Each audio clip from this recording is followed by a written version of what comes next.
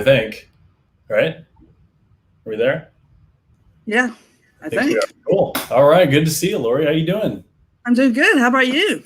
Doing pretty good. Just I know you're pretty busy. I know you've been busy. Yeah, been very busy, but it's good to take a break and get ready for this and kind of goof around with Lane on making a bunch of the pictures for the different videos we're doing. So that was kind of fun to goof around with that. But yeah, it's good. It's really good. Ready to start writing again already. Well, that's great. That's good. Yeah. Before we begin, I just want to mention, we're going to do a toast in a few minutes just to make sure everybody get a drink of choice and be ready for that. Absolutely. Everyone get your drinks ready.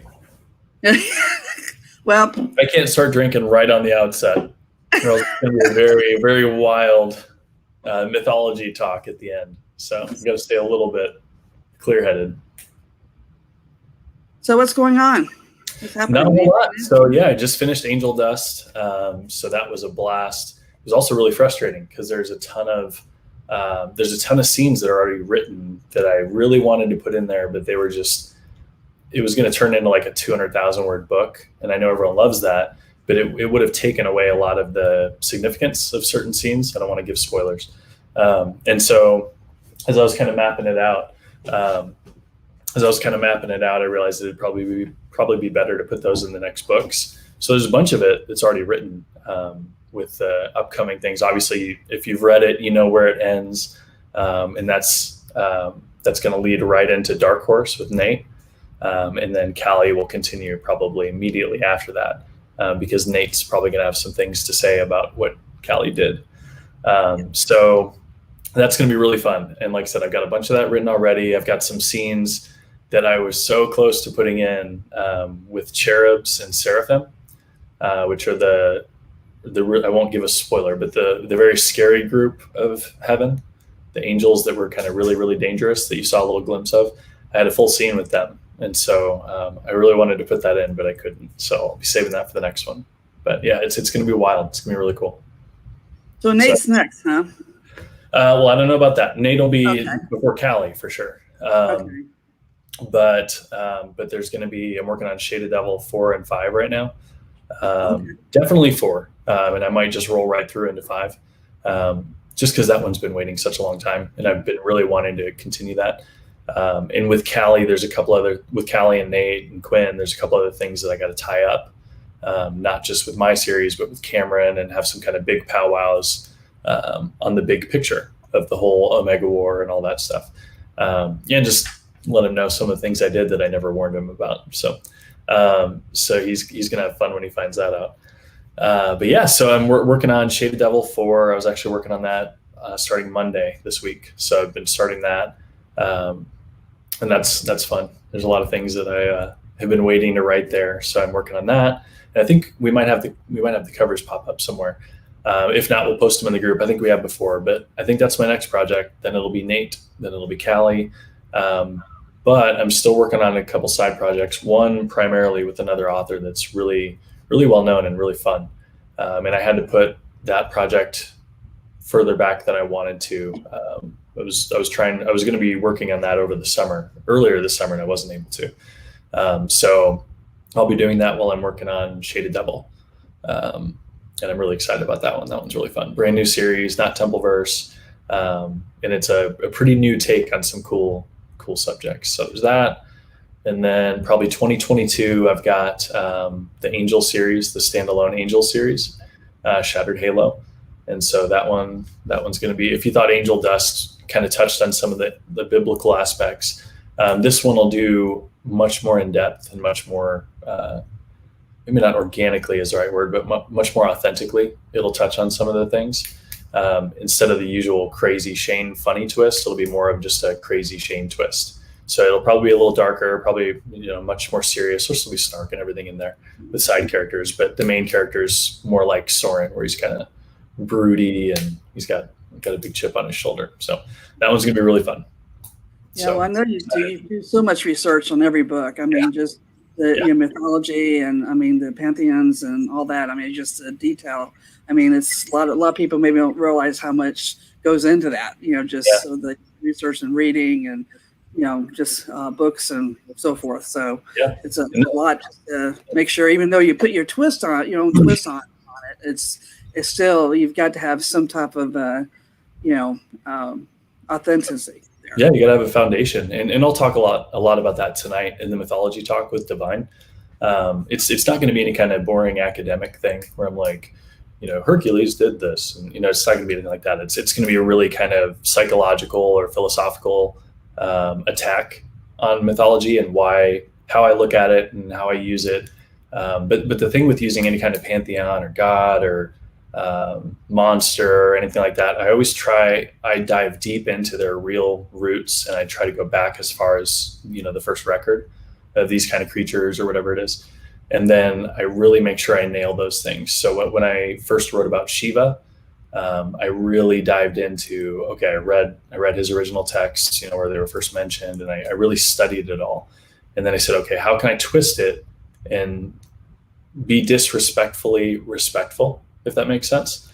Because I'm always poking fun at everybody. And so I wanted to make sure I was true to it, but I still twisted it. And so, I made sure that I got the bull correct and a lot of the symbolism in the scene and stuff like that.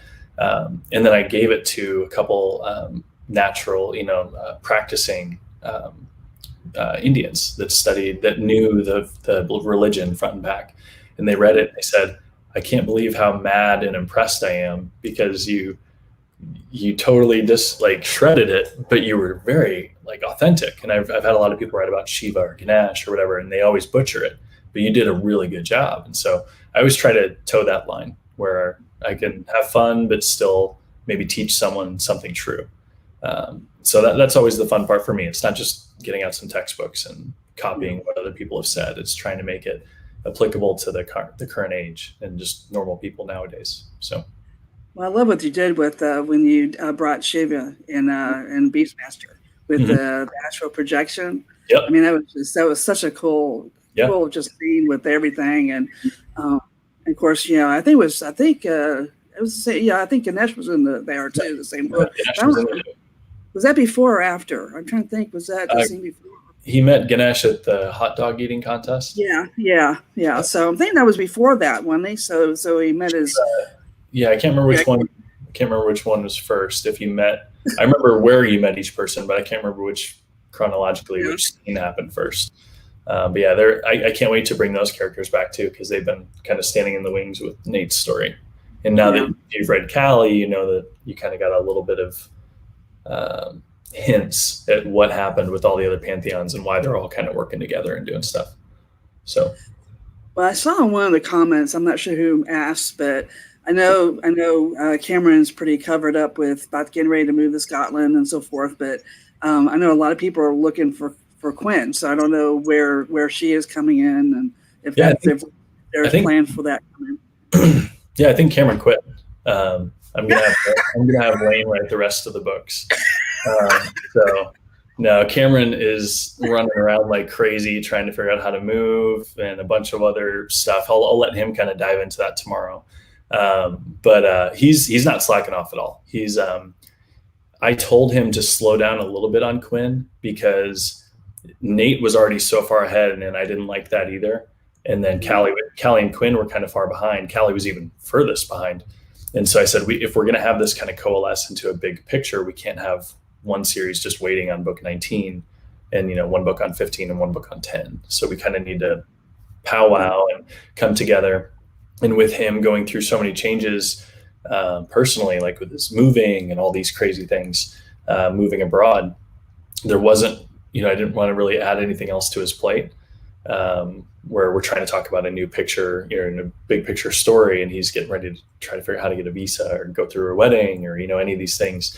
And then COVID and all that crap. So, so he's still working. He's just working on a new project that, like I said, I'll let him jump into it tomorrow. But I think if Cameron does everything that I've talked to him about, and just, we've had a lot of like writing decisions, but also business decisions and talks about things, about his skills and everything like that. And I kind of gave him my opinion, and we kind of bounced back and forth on what he should work on outside of Quinn. And we came up with a really cool genre that I think he can destroy.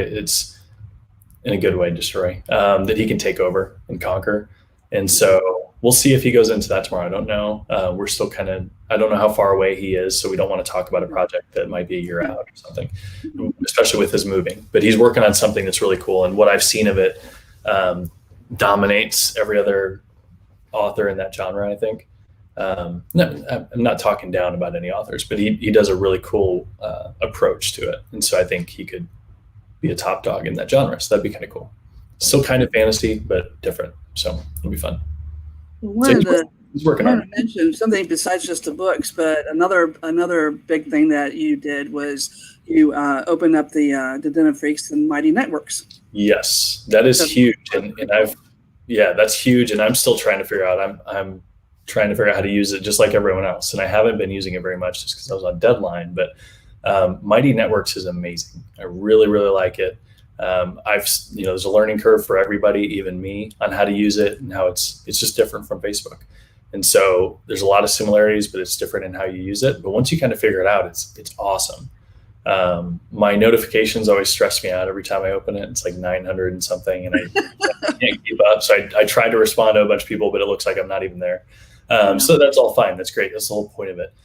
Because the main thing I'm noticing right now is I think this week alone, in the last 7 days, I think we've had 5 posts or comments deleted from the Facebook group without anyone telling me why. It's not the mods. It's no human that we know of. It's just Facebook saying controversial content or hateful content or whatever, one of their silly rules. They don't tell you what it is.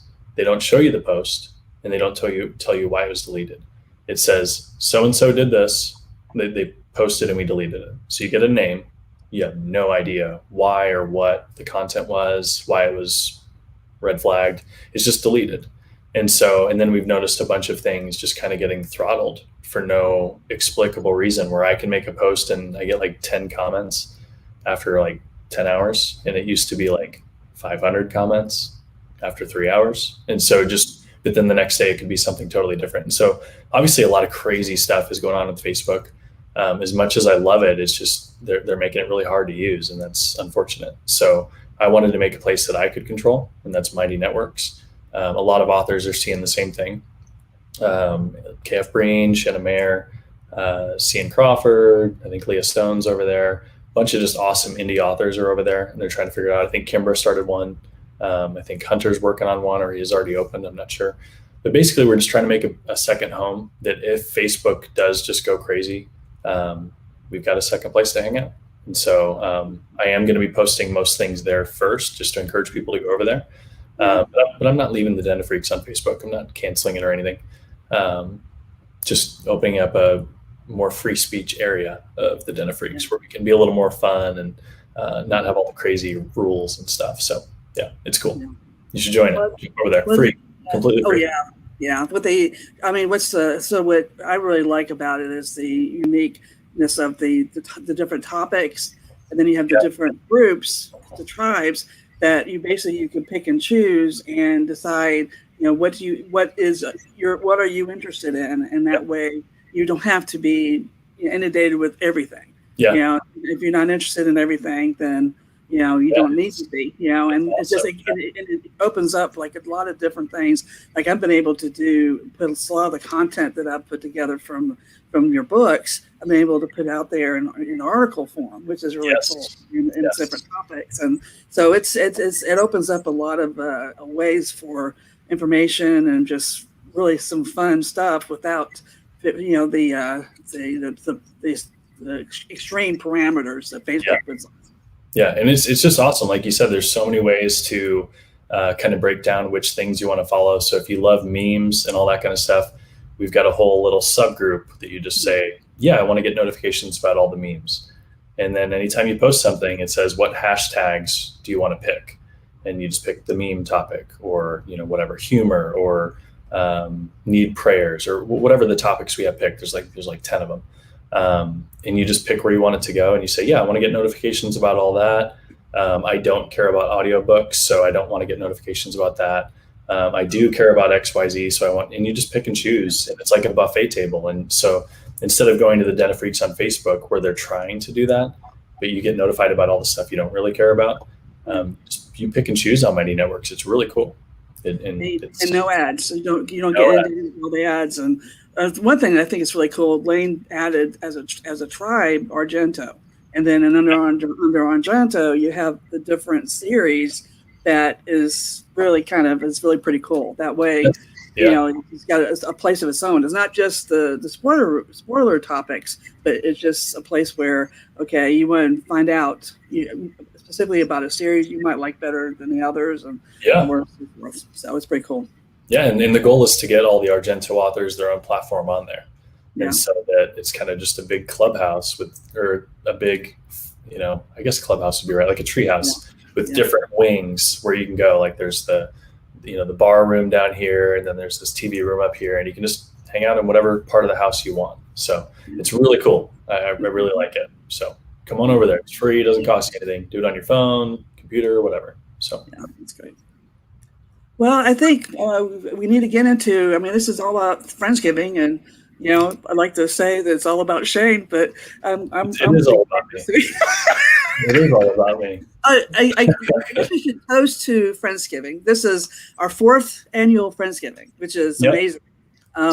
Too bad it's not in person, but virtual is pretty cool because it allows a lot of people to join in that wouldn't be able to otherwise. And so and able to do some other things that that we can't do in person too. So there's advantages, pros and cons to both. So but this is great. I mean, this is a way for everybody to hang out with the authors and for the freaks to have some fun and enjoy ourselves for this weekend. So, but do you want to? Next year, I was gonna say next year we're hoping that it can be live again. Yes, I can't wait till we can get back to live events, because that was the coolest thing, is just meeting everybody and shaking their hands and laughing with them and connecting names to real faces instead of a profile picture. It's just so much fun, and see a bunch of typically antisocial people just open up and have a good time and make new friends, and it was cool. That was the coolest part for me, is just seeing everybody and we're like, I guess I do have a few people who actually read my books. So of course, 8,600 something like that in the Franks and Facebook right now. Oh my gosh. I remember it was like less than 100. It was like 50 people. Us veterans. Yeah. So you want to give a toast to our Friendsgiving weekend? Yeah. So, I kind of started off, but I wish we could do this in person. We will soon. Hopefully next year everything is ready to go. This year was close. We really chewed it over. There was just a lot of miscommunication between different states and stuff like that, so we didn't want to risk it. But next year we're hoping on making it live again, so that'd be awesome. And then who knows, maybe international. That was on the cards. Before the craziness hit. So but to everyone who busted their ass to put this together, and we've got I haven't even seen all of them because I didn't want to ruin the surprise, but there's a whole bunch of little videos that different authors made or people made, or costume contests, or there's games. I mean, I'm sure you're gonna go over that, like all the different people who helped. Like you guys work so hard to form this together, and I'm so humbled to realize how much more you know about the Templeverse than I do sometimes. It's just really cool. So thank you so much for making this a thing. I mean, Lori, you're the one who started this. We met at Dragon Con, and you said, hey, we should do a thing. And I'm like, I don't think I want to do a thing. Because I'm not organized like that. And I was like, I'll go somewhere, but I'm not going to set anything up. I'm not that kind of person. I'm not good at that. And you were like, okay, you took it as a yes. Like, yeah, okay, then I'll set it up. And you did. You set up an amazing trip to St. Louis. And we had, 130 people, 100, more than that. I think the first one we had around 75. So it wasn't. Okay, I'm thinking of all the plus ones and everything, all the kids and stuff. But then last year was much bigger. Or last year, but much bigger. 2019, and then we were forced to go digital for the third one, unfortunately. So, but no, you guys put in so much work, and it's an honor to be able to be a part of this, and to have enough people that actually want to read my books and hang out and talk, and that you guys are crazy enough to go meet strangers in the middle of America. That's awesome. So thank you so much for everything you guys do, for bringing the Templeverse to life. So we have no dates for next year yet. That's always the first thing. We haven't even finished this one, and you're already trying to schedule. I just told you I'm not good at this. I just have to narrow track down on that one. I would say if it's live, we probably don't want to pick the hottest day of the year like we did in Kansas City. We had the Nerf war outside. Well, I guess both of them were like the hottest days of the year. We had Nerf wars and stuff outside, and people are just dying of sweat, or dying of heat exhaustion, sweating to death. So we'll try to make it hopefully a little cooler, at least not the peak, maybe like a day or two after the peak. So, but it'll be good. It'll be fun. And I don't know where it'll be this year. We'll see. We did Kansas City, or we did St. Louis, then Kansas City. And then we talked about doing some on different coasts and stuff. But just depending on how things go, if we're not able to do like a huge event like that, maybe I just pick a couple trips to the different corners of the U.S. and do some signings and like some solo get-togethers. There's always that possibility where I can just go to the East Coast, Northeast, and say, hey, look, meet me in Boston. And go out for drinks or whatever. And just kind of do mini Friendsgivings. There's always that option that Lane and I have chewed over a little bit. So we'll see. But yeah, next year, probably around the same time. So to Friendsgiving this week. Yes, Friendsgiving this year. All right, cheers, everybody. Thanks for joining us. And she's drinking an energy drink too. Yeah, it's a Kickstart. Okay, I can't get hammered this early when I'm having a not serious talk, but it's somewhat intellectual talk later. I'm a Mountain Dew fan, and it's a Mountain Dew drink, but it doesn't have that much energy to it, but it's pretty good. It's got good flavor to it. There you go. Now just make some coffee with it instead of water. That's the next step. That's the peak. That's where I got to. So.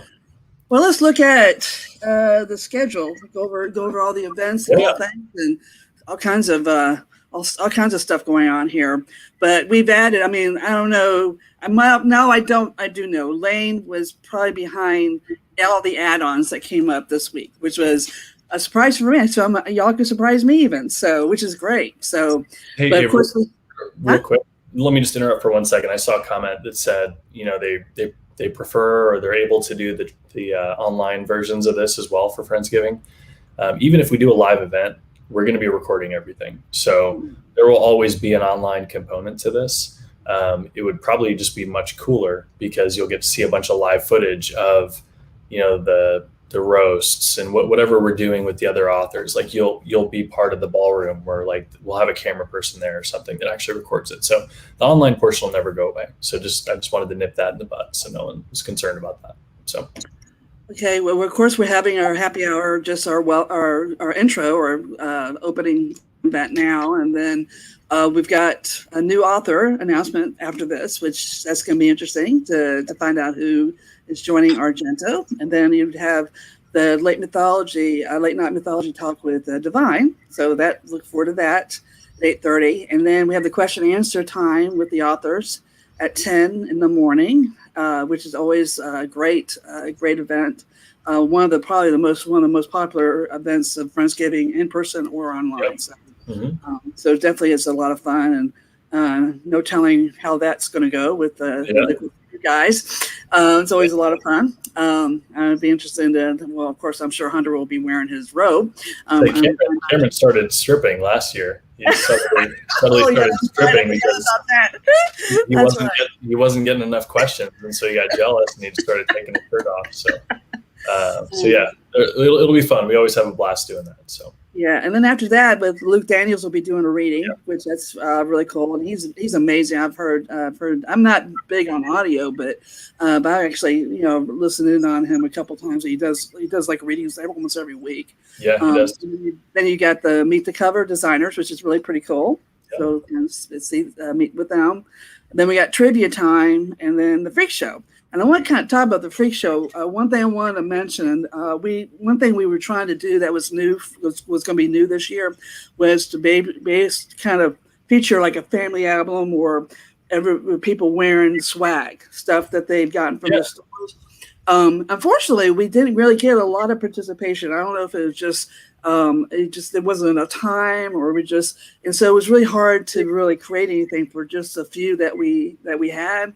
So kind of looking at maybe next year, if it's in person, or we'll do something a little bit even different, maybe even do something if it's in live Friendsgiving. So I just want to kind of mention that. I appreciate everybody who did submit a picture. We appreciate that. But like I said, we just that will not be part of the Freak Show. But I will have to tell you, the Freak Show this year is unbelievable, because I cannot believe, I know from last year, because everybody just was so amazed by what everybody submitted and just how much fun it was and how great it was, that it was like, oh, I could do that. I would love to be a part of that. And so this time we just got so many more submissions of videos and just some really fun stuff. And it's going to be great. It's a really neat mix of stuff. So you got some really very funny stuff, some stuff that maybe more of a kind of a more cute and charming, and but it's going to be great. And I will have to admit, though, that I know that Friendsgiving is all about Shane Silvers, but I seem to be a big part of Freak Show for some reason. I think I submitted more than I should have, but that's okay. Just that's all right. I know it. Yeah, I know, but I know it's about you, Shane. I do know that. So, but I was like reviewing everything, and I was like, oh my goodness, it's like, okay, that's great, because Lori D had to make an appearance, so just a little bit. Yeah, you're a character now. Yeah. Yeah, no. So that's you'll see her, and or me, whatever you want to put it. But like I said, the Freak Show is always so much fun, and just seeing you guys, responses to everything. It's going to be pretty good. And Barb Wolf did such an amazing job of editing everything and putting everything together to make it run really smoothly and stuff. So I think everybody's will enjoy that. I think everybody's going to enjoy everything that we're doing. So, but I did want to mention one other thing too. Tonight we're going to be doing a couple of games. One is kind of a, what would Shane say, or how he would respond to a statement. And then we'll be doing Who Am I, which is trivia. But I wanted to mention that if you want to be a part of participating with the answers and so forth in the comments, that you need to use StreamYard through Facebook to do that, because YouTube, we have no way to really track comments because of the identifying of the names and stuff is very difficult, and it's just, you can't really do it. And especially through mining networks, that's one unique thing we can't do. So, so if you want to participate and you have a chance to win some prize, we're going to have prizes awarded after the weekend to those. We're going to be choosing different people from the games and the trivia. I just encourage you to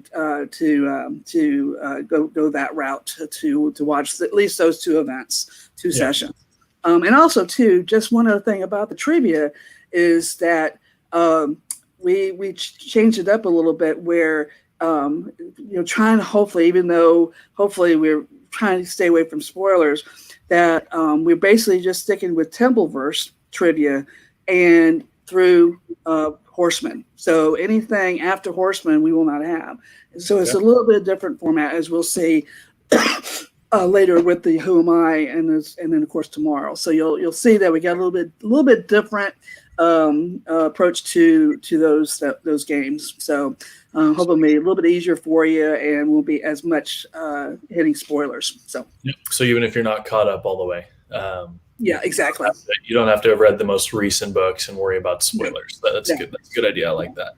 Yeah, and it just, another thing too, except for what would Shane say, part of it, everything would have you're going to have 4 answers to choose from. And so you're going to have the answers in front of you. So you don't have to rack your brain, but you pick one of the 4. So that makes it a little bit easier too. Yeah. Can make it a little bit different. So we'll see how that works. That's perfect. Did you want to add anything else to the schedule, or anything you want to mention? So there's going to be things sprinkled in there that I think, trying to look at it real quick. With Luke Daniels, I don't think he's not just doing a reading. We're also going to kind of talk to him. So we're going to like a not necessarily Q&A, but just a chat with me, him, and Hunter. And then on the cover designers, it's going to be Gene Malika and Sasha Almazan. You probably saw the pictures, but that's the one who does all the Templeverse covers for sure. With some of the other covers of the different Argento books, they maybe didn't use Gene because we try to mix it up. You don't want the same designer to do everything. But Gene Malika is a big deal. He's the one. I mean, he does a bunch of advertising in New York. Like, he does a lot of professional shoots. He does Kevin Hearn's covers. I mean, he's a big deal. And so I was very lucky to start working with him. So we told him that he had to come. And he came to one of the Dragon Cons too. So I think you met him personally, Lori. Yeah. I think you met both of them, Gene and Sasha. So there's that. And then I know there's a bunch of surprise little short videos and stuff, but I don't know when those are going to be played, if they're just going to be sprinkled in or if they're all part of the freak show. I'm not sure.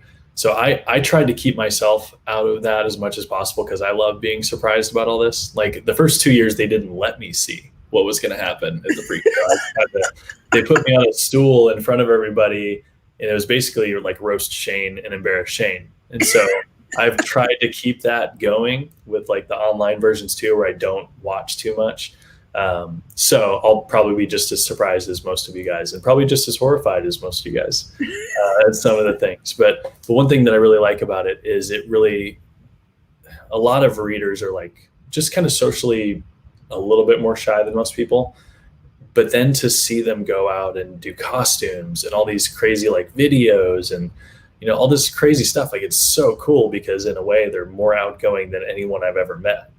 And so it's really cool to kind of give them that platform to just open up and be themselves for a minute. And that's kind of the whole point of the Den of Freaks anyway, is to just kind of give you a place where you can just cut loose and you don't have to, be like you are in the real world. You can kind of be yourself for a minute. And so I love the Freak Show for that reason. And we have another thing we did add that was very popular was commercials. Yes. So we got commercials this time, and it's like, they're amazing. Oh my gosh, they're so much fun. Oh my goodness. I saw some of those. Yeah, I saw some of those. I tried to make one, realized I had no idea what I was doing with phone software. And so Hunter is going to teach me how to do these things because it's been on my bucket list to figure out how to do some of the fun ads or movie stuff. But I'm always just writing, and so I never get down to it. And so I saw some of Hunter's stuff specifically, and I was like, okay, I need to figure this out. So there's some really cool ones. I did see some of those. But then I forgot to mention kind of the meat and potatoes, like some of the questions, just announcements and kind of release stuff. And I think those really quick, and we'll post them too because I should have done that right in the beginning, but I forgot it. Okay.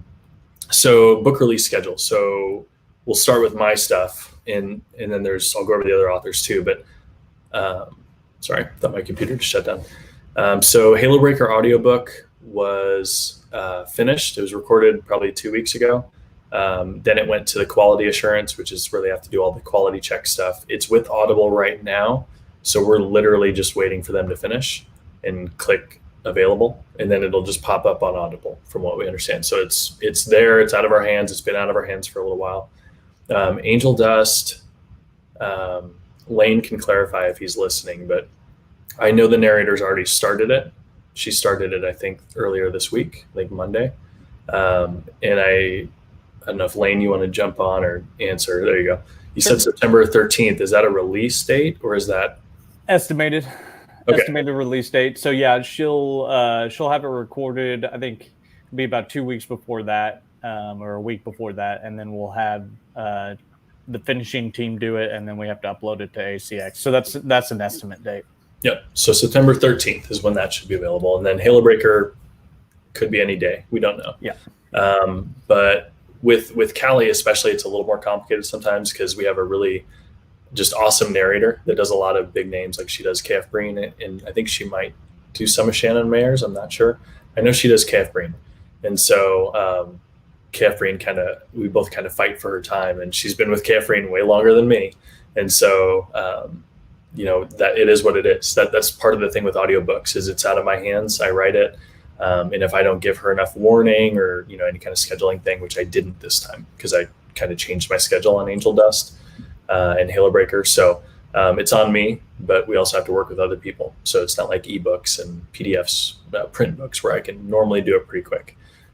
So we're going to try and make it in the future going forward that we can do it simultaneous. It's hard to get there, especially with just scheduling delays and stuff like that. So, but then going to Hunter, he's got his Hunter Blaine, he's got his Preternatural Chronicles book 8 coming out, Crack the Sky.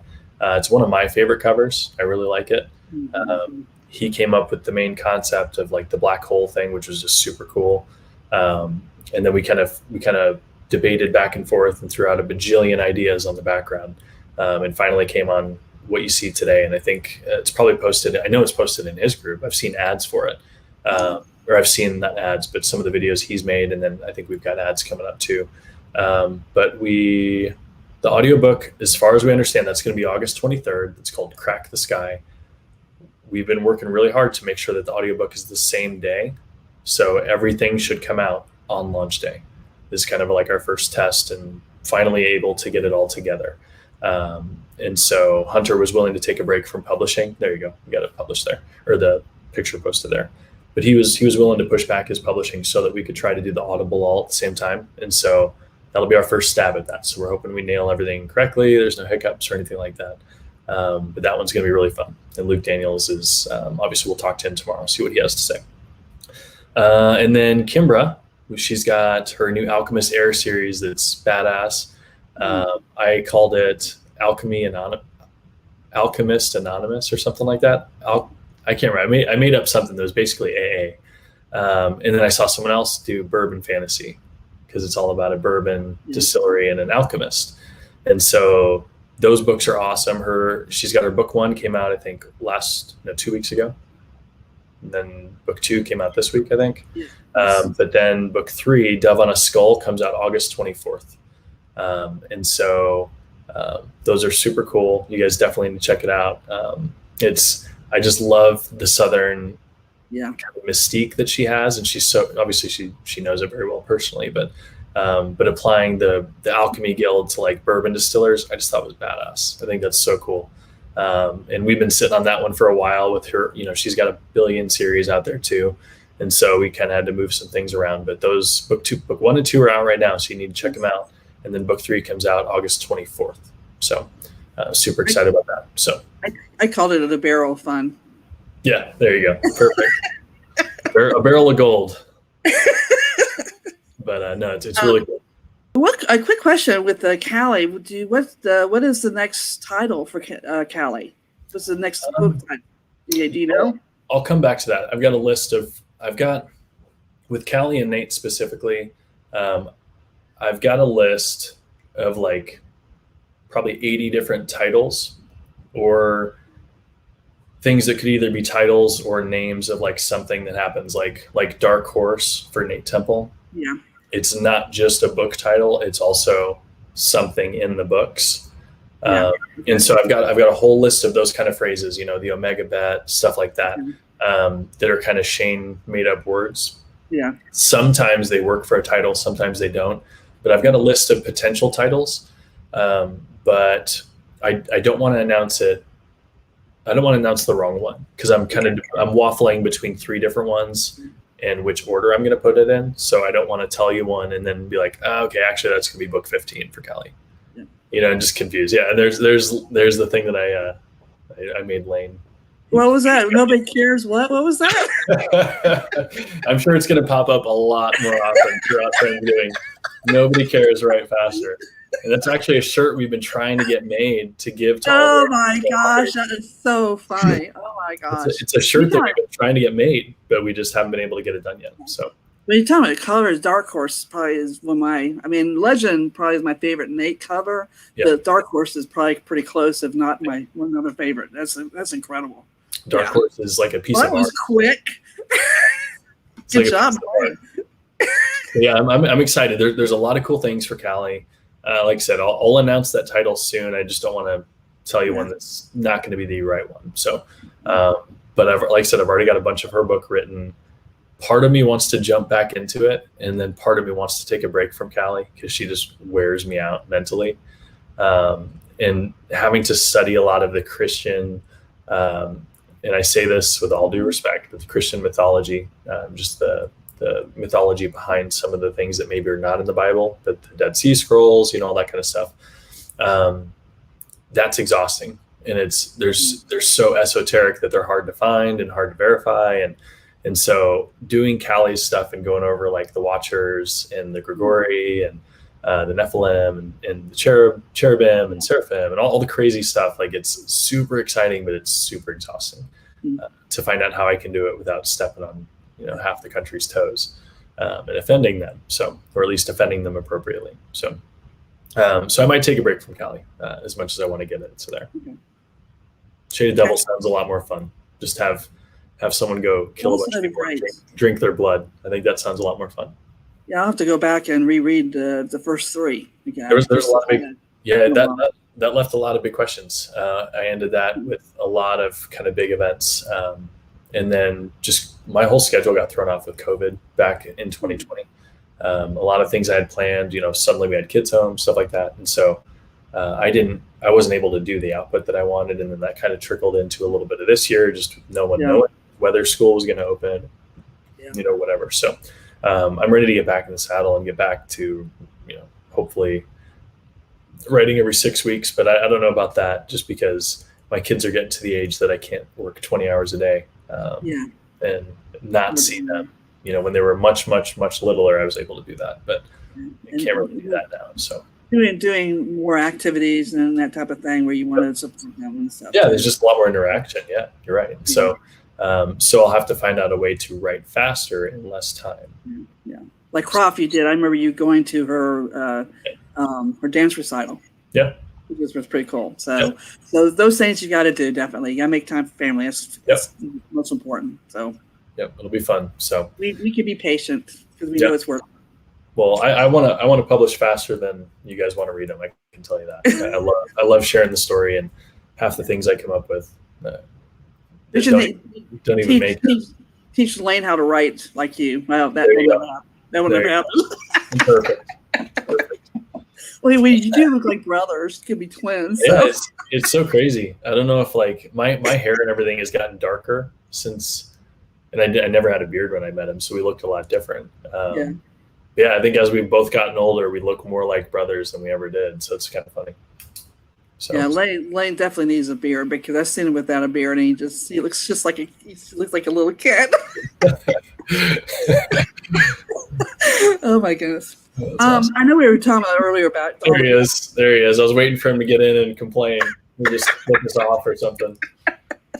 I know we mentioned Friendsgiving and everybody that worked on it, but I just wanted, and I did the Freaks of the Week. I kind of honored and recognized them today, and but I just got a couple slides. Just want to mention them and just all the work involved. Barbara's she's been right there with me all 4 years, working on all four, and with the Freak Show, she did all the editing, which was and so much work involved with that, and get that done. And of course, Adam being our behind the scene guy, and Larry Tammy. Adam's running this right now. Yes, he is. Yep, exactly. He's back there hiding. I think that's what he prefers. And Larry and Tammy, what can we say about Larry and Tammy? So, they keep asking, if I ever regretted asking them the first time for help and to MC our trivia the first year, and as darling and dear, and they've been very involved from that day on. It's wouldn't be the same without them, for sure. So and they'll be emceeing Freak Show with you, and that's gonna be always a lot of fun. They always shock me somehow. Oh, they will again, I promise. Yep. Definitely. So, and I told them, because Lane was telling me that you were going to do everything live this weekend, and so I kind of pre-warned them too, just to be on their toes, because we didn't know what you were going to come up with. Yeah, I tried doing the film thing. I just couldn't do it. I couldn't figure it out. So. And Lane was giving me hell earlier because I got this nice camera. He probably told you guys, but I got this nice camera to be able to do put it as the live. So I've got a better quality and all this stuff. don't know how to connect it to my computer. So I'm completely retarded when it comes to computers and technology. So I've got this nice camera, a bunch of different wires, and none of the ones I need. So and Paige, of course, she participated a lot with 2019 in person, but behind helped with the question and answers, did an extremely amazing job putting them together this year. And of course, Cindy support whenever we needed her, and Helen, our expert person, and and Thorin, she helped with librarian. She helped with trivia, kind of over the board help, but she gave me more than I needed. But that's okay; it's all good. So it's all good. But she helped with that, and then of course Robert being an interviewer for the question and answer time. So, and they've got next slide with Lori or. Lori Arbenton. She had our team tempo, I call them, with keeping track of all our comments and names and everything with all the people that are participating. That's a very tiresome task with Summer, Tim, John, and Laura helping with that. I mean, that's like constantly having to stay on top of that. And she has a great system doing that, and does a good job. So appreciate all that. So a lot of people working. We're very hard on this. Yeah, we couldn't have any of this without them. So yep, exactly. Right. Thank you guys so much. So are you ready to play some games? Sure. Okay. Do you have your board for What Would Shane Say? I got it. I didn't know if you would be prepared or not. Lane prepared me. He brought it in because I was not prepared. So what would Shane say? So let me explain. We did this. I think we've done this every year, so it's pretty popular. We did it in 2019. We actually Cameron was involved with it too. But basically, we have a statement that is. Unfortunately, the first year I had one that was kind of touched a little bit on spoilery, but I was very careful with that sense. Almost impossible not to do. Yeah, I know, and but it's just a statement, and just with a fill in blank. It's called. I don't know if you ever remember the game Match Game, and it's basically you just need to fill in the blank, and not just what you think would fill in the blank, but what would Shane say? Because Shane's going to give his answer after we give the statement and give you a little time to think of filling in that blank. So let's have some fun. We've got 8 statements with this game, and we'll start with the first one. Let's see how we come up. Nate, Callie, and Quinn decided to open a restaurant called blank. I'll give you a couple minutes here to think of this. And make sure Shane does not show anything until we're ready. And this is where I'm able to make it up, right? That's right. You make up, exactly. That's the whole point of this.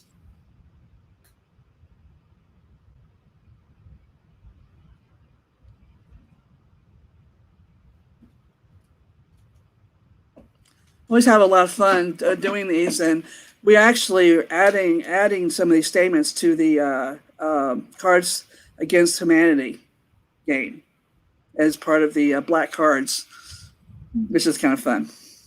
Another thing that we do, and hopefully we'll play next year, and if we have it in person. It's a fun game. Sometimes we do it online too. You have to kind of watch for that. Sometimes we announce that we're playing. Usually kind of a last minute kind of a thing. Hold on 1 second. I'm changing it. Okay.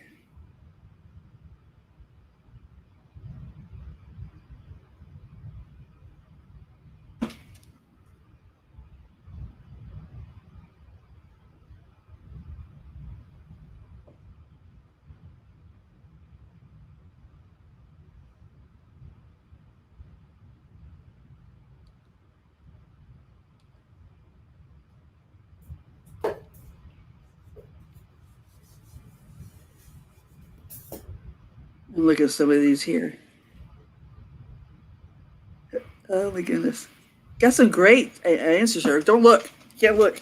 Oh, I'm not. That's what I'm trying. Okay. I keep changing it. Try not to be too obvious here.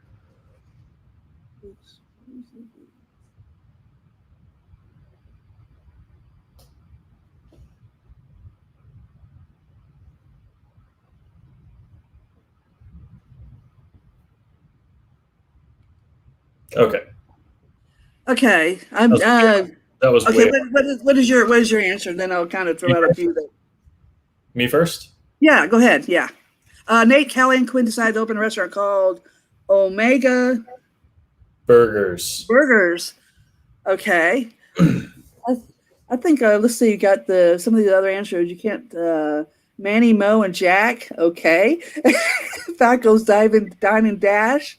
Oh my goodness. Yeah, there's some other ones that were pretty funny. Nate's Tiny Balls. No, the Deep Restaurant, Catalog Stockyard. A pack. I can't say that one. The Three Nightmares. Books, Brew, and Beatings. Someone did. It popped up for a second. It said one just popped up a second ago. Something about Archangels, Kentucky Fried Archangels. I almost had that. There you go, Kentucky Fried Angel. I literally had that written down, and I was like, hold on, because he hasn't dealt with the Angels yet, so I changed it. But oh my goodness, that's a good one. Plato's Plates, Triple Trouble Bar and Grill. That's pretty good. Yeah. Okay, that's great. Okay, let's go with the next statement. The reason Hunter Blaine prefers to wear a robe is because he blinks. Let's pick on Hunter.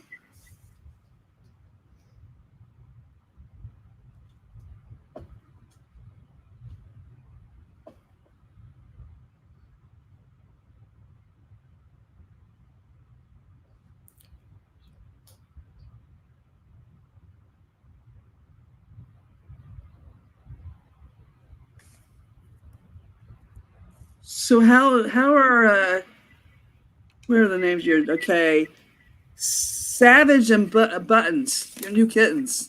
Yeah, so we changed their names after we got them. Yeah, we were gonna have that, and then we changed it to Ghost and Bandit.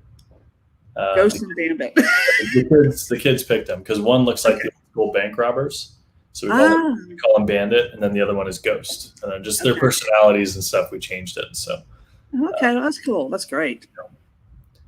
Okay, are you ready? Hold on one second. I'm looking. I'm trying to do like one word or like a short thing, so it's easier to. Because I could write a book on why he wears a robe.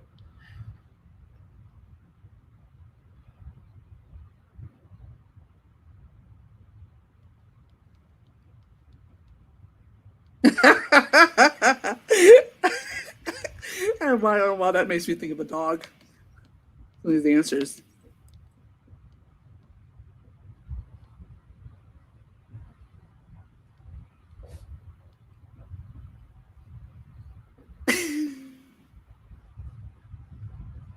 Okay. Okay. The reason Hunter Blaine prefers to wear a robe is because he. Hold on. I can't. Here. Leaks excess testosterone milk from his nips. So he ruins all his clothes. Oh my gosh. That's great. So he has. I like some of these. Likes to flash people. Oh, likes to keep things breezy. Oh my goodness. Those are all true. Can't be naked on screen. He shaves his legs. Thinks he's Hugh Hefner.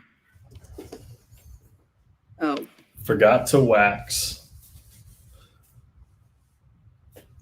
Where's that? Where is it? Yeah, it says he's secretly a shapeshifter, just like wearing underclothing. Okay, he's royalty. There you go. That is true. Oh, that's funny. Okay, now let's go to the next statement. Nate's second choice for a name for Plato's Cave is blank. So what would be another name for a bookstore?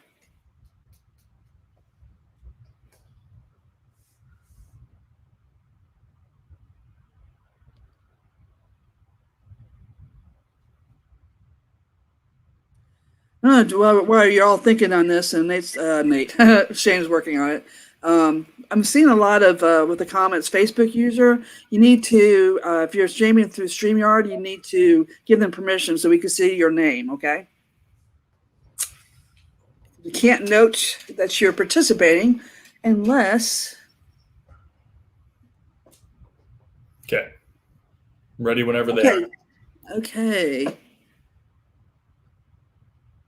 All right. Nate's second choice for a name for Plato's game is blank. Shangri-La. Instead of Shangri-La.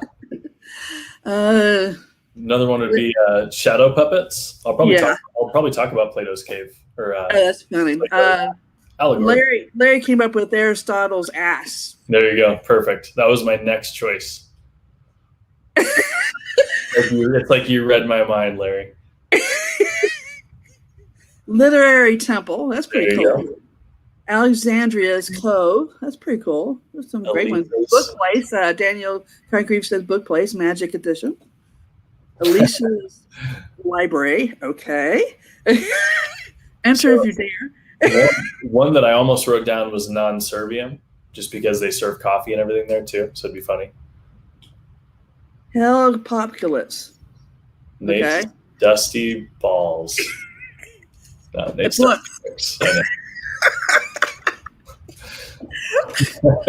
Oh, that's great. All right, let's go to the next one. Kimbra took Shane, Hunter, and Cameron to blank to experience the deep south. That's going to take a thought. I had to throw into, with Kimbra, with the south. Let's see. I'm curious what she's going to come up with for this one.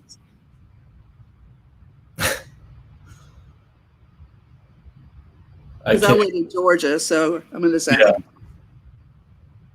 Oh, man. I'm trying to remember a specific name.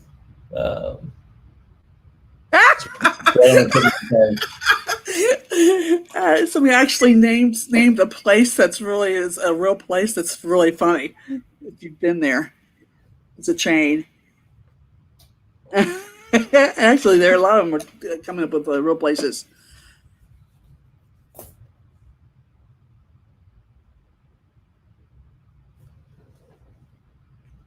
All right. Okay. Kimbra took Shane, Hunter, and Cameron to blank to experience the deep south. What'd you come up with? Cocktails, but it's I think that's the name of the place from Last Call, from Beer Olympian, but I can't remember. No. What, are you sure? I could go pull it, but I think we need Helen to verify, because I'm pretty sure I made a joke about that. I can't remember if that's what I named the place or if I just made a joke about that place. But yeah, it was one of the places from Beer Olympian, basically to Bourbon Street, right? Bourbon. Right? Well, if I could pull my outline real quick. Crocodiles. That's it. That's the crocodiles. Crocodile. Well, hold on. So is that from Beer Olympian or is that from Mother Lucker? Oh. No, I think that's Beer Olympian, I think. Okay. Okay, we got all kind of Shady Grove. That's out of Kimber says Wesley's Boobies Trap. Cracker Barrel. That's pretty funny. Nice. I like Dick's Last Resort. I don't know if anybody's ever been to that restaurant or not. It's funny. The Trailer Park. There you go. Hell, Georgia Distilleries. Kentucky Fried Chicken. There you go. Yep. The Bristol Speedway. There you go. Perfect. Cocktail. Sounds like a male strip joint. Oh my. That was the joke. There's a strip club that they accidentally end up in that is not the kind they wanted to go to. And that's what the place that I'm trying to remember what I called it, because Nate and was it Gunner at that scene? They were like super drunk and like didn't know. I don't want to ruin the story, but read Beer Olympian and you'll just die laughing. But there's a scene where they end up somewhere they didn't want to go to, and that's the place. That's when they ran around the block naked, right? Just in case none of you have read this, you need to read it. They nothing else for that reason. Oh, it's insane! Like it's absolutely nuts. Loosely based on a real bachelor party of someone. Oh my gosh! Allegedly me. So. All right, let's get to the next statement. When Shane was a child, he wanted to be a blank. This is going to be interesting. You can find out a little fact about Shane. I'll answer this one truthfully. Oh. But it's still funny.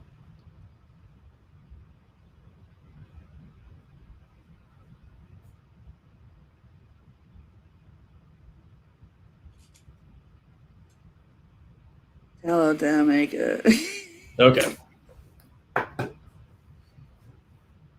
Okay. I just read some answers. When Shane was a child, he wanted to be a blank. Ninja Turtle. I tried to get my mom for like 2 years to change my name to Raphael. Did you put Peach Picker? I got your name up here answering Peach Picker. Lane's an asshole. I'm thinking, wait a minute, how'd that happen? No. Oh my gosh. That's Fluffer, awesome. Ninja, superhero. Oh my gosh. That's funny. And some of these other. Playboy Bunny. Yep. Didn't have the right assets. Oh my goodness. A Burlipian. There, I would love that, but didn't even know what beer was back then. But yeah, I want to be a Ninja Turtle and try to get my mom to change my name to Raphael. Oh, Cindy DePorter said Shane Silvers. There you go. There you go. I wanted to be Shane Silvers. No, Wayne Slivers. Yeah, well, I really am Wayne Slivers. Shane Silvers is my alter ego. Accountant. That was actually pretty close to what you did. You're a loan officer at one point. Yep. All right, let's go for the next statement. Number 6, Fluffer. Cameron would love to chat with, and it could be a real, fiction, or alive or dead person. Who would Cameron love to sit down and chat with?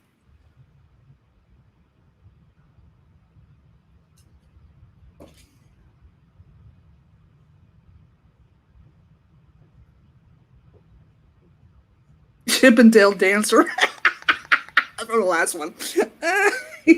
Himself. That's just too funny. Of course. So I'll give 2 answers. I'll give a real one, and then I'll give just a fun one.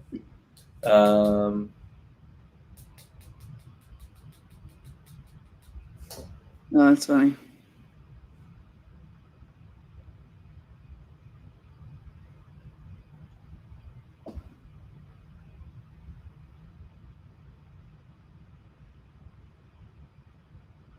I'm trying to remember the guy's name. Yeah, there's some great answers here.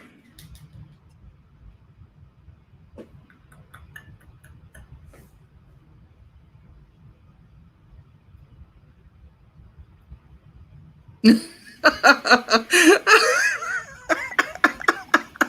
sorry. Brian Hink. His answer was pretty funny. Okay, hold on. I got one. One's real, one's just funny. Okay. All right, ready? Whenever they are. I would love to chat with who? Shane Silvers or Zoolander? Ah. And Zoolander's the real one. Shane Okay. Silvers. Oh, that's Shane interesting. Silvers is just me. Brian Hink said his reflection. Exactly. That's what the Zoolander thing is. It's Okay. Yeah. is it Ben Stiller? Can't think that's it. Yeah. And he got Captain Jack Sparrow, Dogma, Julius Caesar. There's a bunch of some pretty interesting ones here. Cruciatus Curse, Professor Dumbledore. Oh yeah, Blackbeard, H.P. Lovecraft, Hemingway, the real Hemingway. Yep. Stan Lee. That's interesting. Yep. I was trying Peter to. Pan. Maybe you guys would know this, but he's got tattoos that relate to a certain book series that I can never remember the author's name of. I don't know if anyone has talked to him about his tattoos, but I don't know.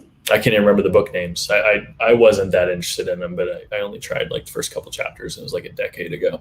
But he's really into the series, and I was trying to think of that author's name, but I can't. So maybe someone knows if they've chatted with him before about the tattoos. I have a question. In reference to Cameron, the blue steel. What does that mean? That's what I was talking about with Zoolander. Okay. So I think is it Ben Stiller? Is that his name? It's about a model. Oh, okay. who is like in a competition with another model. It's like Will Ferrell and a bunch of people just making fun of models essentially. And so that's why I picked it, because I just love TV. I haven't seen it, so that those right there, I haven't seen it. So Blue Steel and like okay, Magnum something. Yep. Okay, cool. All right, number 7. Carl's perfect location for a bachelor party is blank. Oh, Carl.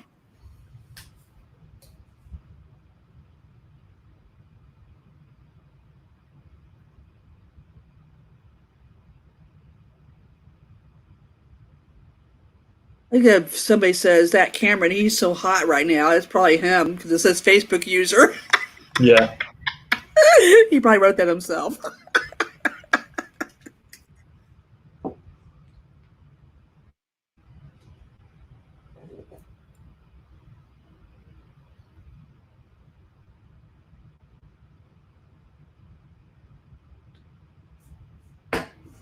Okay, I'm ready. Okay. Carl's perfect location for a bachelor party is blank. The House of D. Oh, of course. Oh, my goodness. There's I have all kinds of red heels and all sorts of stuff in there. Yeah. Oh, my goodness. The D in Vegas. Yep. Paige, she said there's in his pants. There's a party in his pants. Okay, whatever. Okay. Jimmy Choo store. Okay, makes sense. Warzone. I almost said Carl Does Dallas. Picnic on the River 6. Yeah, there you go.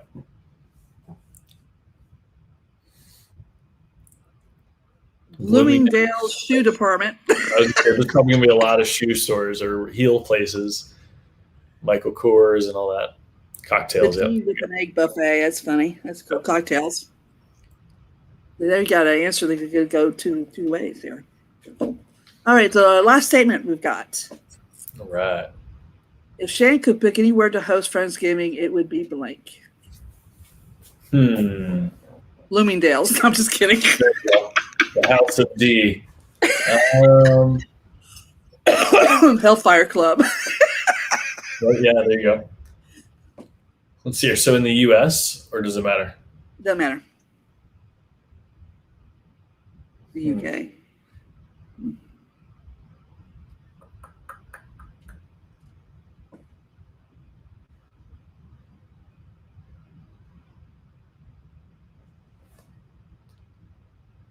There's so many cool choices, though, if you think about the whole world. Oh, yeah.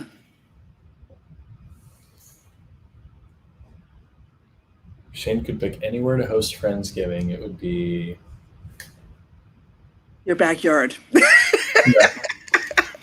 Online. On the interwebs.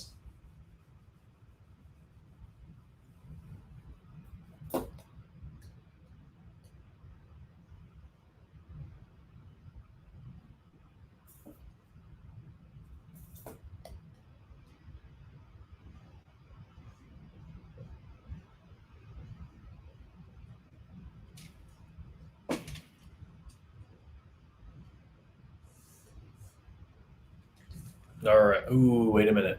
I just thought of a new one.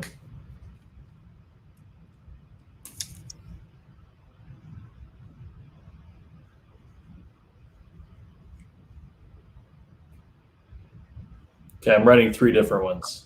Okay. The world's huge. Okay, got it. Okay, I'm ready.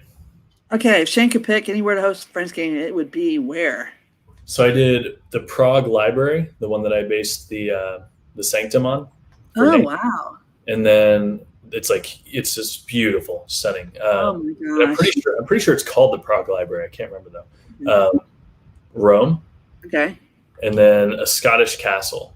Oh my goodness, that would be wonderful. That would be so cool. I think those would be the cool spots. That would be great. Nerd Factory, yeah. I've got all kinds of bar where he doesn't have to pay. If I could do Chateau Falco, absolutely. Oh my goodness. Distillery, yeah. An opera house in Australia. The 9th level of hell. There you go. See, if we're going to fictional places, I would have picked different ones.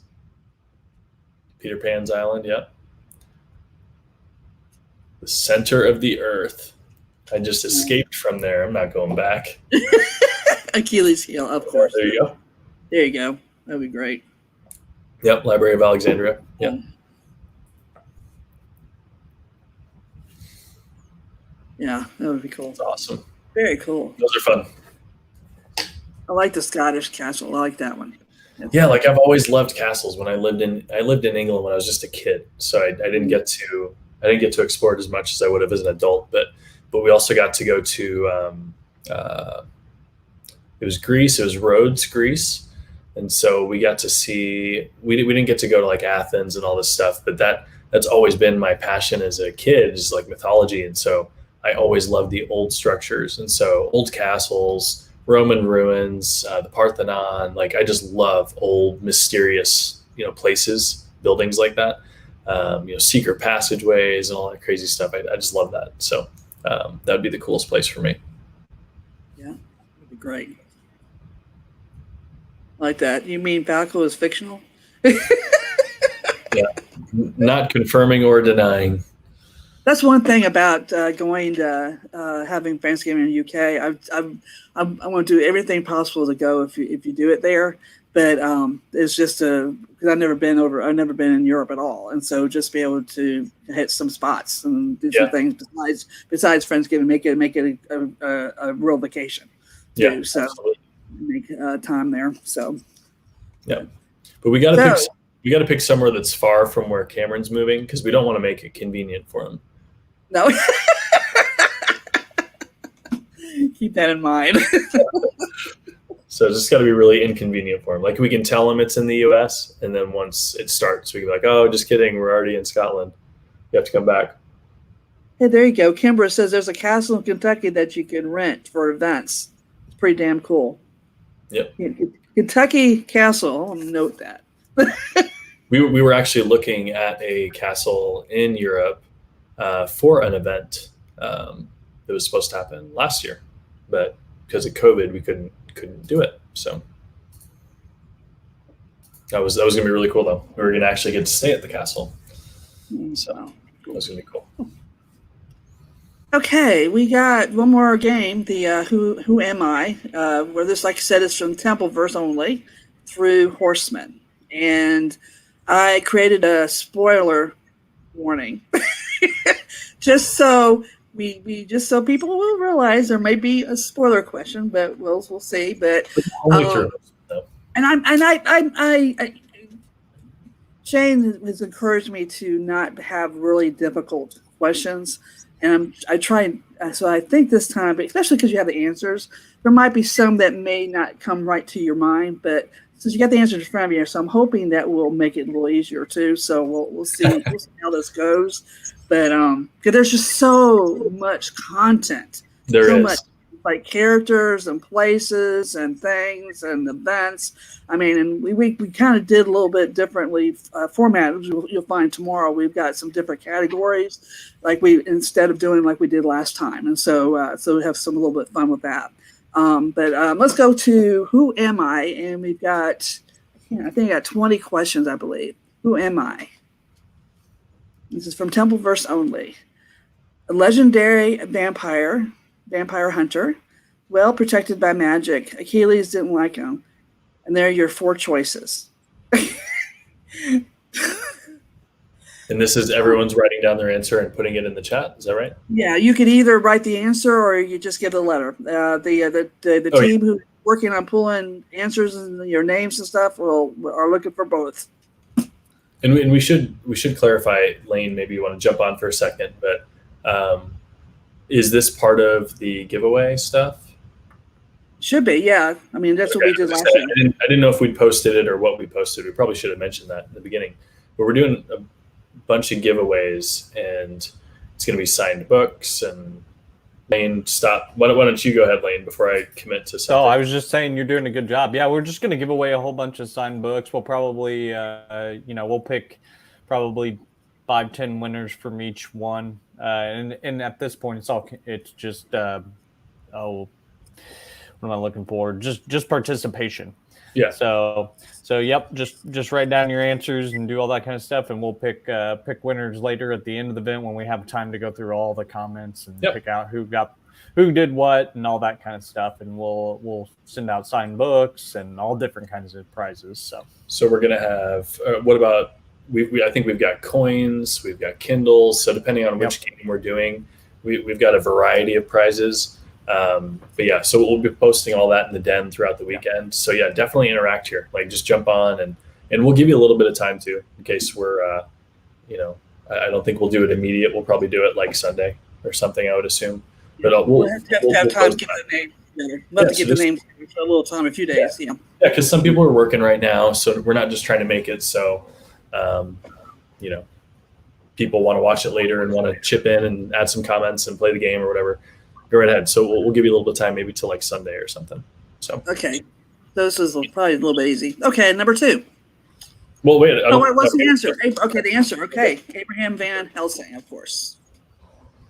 I can't wait to bring him back. This, like I said, I think I made this a little too easy. Black Magic Arms Dealer, Bostonian, and Falmouth. How easy is this? If y'all don't know this, Cameron. I don't think he ever lived in Boston. Maybe. I should have put his name up there. I actually put my sister's name up there because it's Irish. Oh yeah. We could guess which one. Colleen. So yeah, just post in the comments. Post your response. Okay. All right. Since this is pretty easy, so the answer, of course, is Quinn. B. Quinn. Yes, and Colleen is my sister's. Anyway. Greek hero, immortal, owns a bar in St. Louis. Let's see, every name up there is Greek. Yeah, I think so. Yep. There's a rhyme or reason to some of these things.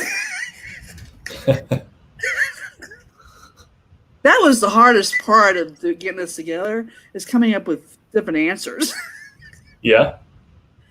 I remember one of the years you just made it crazy hard. Even I was like, what the hell? I don't know. I had no idea what the answer was on a couple questions. I remember in school where you had multiple answer questions or tests where every answer was correct. You had to pick the most correct answer. Oh, yeah. That was tough. That is hard. That is really hard because it wasn't a matter of just studying and recognizing the material. You had to know the material really well. Yep. And while everyone's kind of clicking through that, here's some of the prizes. So obviously, I think we have every signed book, but then there's a Cali coin. Sorry, making it so the light can show it. Is that better? There you go. So it's Feathers and Fire, and we're making these for every book in the series. So there will be one with Cali, Quinn, Shaded Devil. I think we're going to be able to do Hunter. I think we're going to try and do Kimbra. We'll see about those, but definitely Templeverse. We're doing it.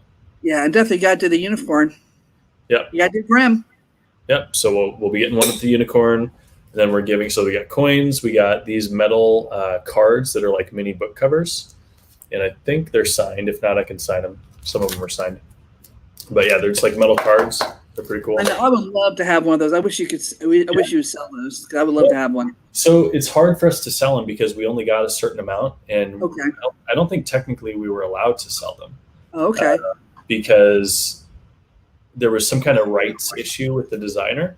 Okay. Where you have to buy some kind of thing. So we're trying to figure that out because selling covers is difficult. So and we got this a picture of Hunter's face. Hunter. That's John. John Cook. John Cook. John on. Yep. And then we got Kindles. We got more than this, but we got a 32 gig Kindle Fire HD Plus, HD8 Plus. Then we got 16 gig Fire 7. And we got a 32 gig Fire HD 10. Wow. I think we've got more of those too. So we got a bunch of stuff that will be given away. So definitely jump in there and post your answers, especially on the easier games. Come on, guys. Okay. All right. Who do we have here? Greek hero, immortal, Achilles, of course. Boom. All right. Next. Name means rogue. He's a dragon. Alias Jesse. It's another easy one.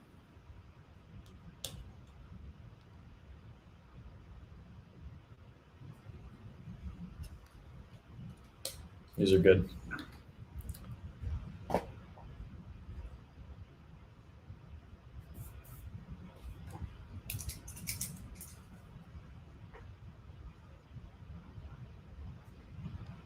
Seeing Daniel Cotgrave answering this, it's just I wonder, because I know Helen is reading the books with Dan, and I'm just kind of wondering if she quizzes him after so many chapters or after every book. I wonder how far is Dan? I know I haven't talked to him in a little bit, but I'm thinking slowly through it. I think Beastmaster. I don't know why I know that, but that's what I think. I'm not positive.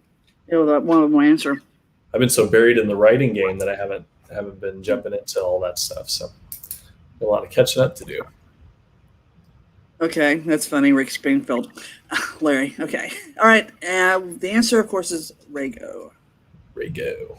Okay. Next, number 5. Goblin King, antlers of a white stag and connected to Pan. Robin, Grog, Ganesh, or Oberyn. Can't believe you didn't write David Bowie in there. I even made that joke in the book.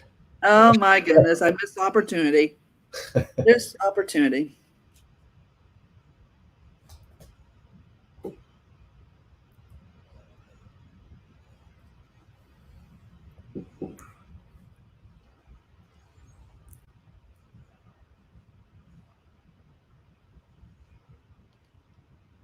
Okay. Who do we have here? Oberyn. That's right. Oberyn. All right. Number 6. Prisoner of Grimm's, healer, and Nate's ancestor.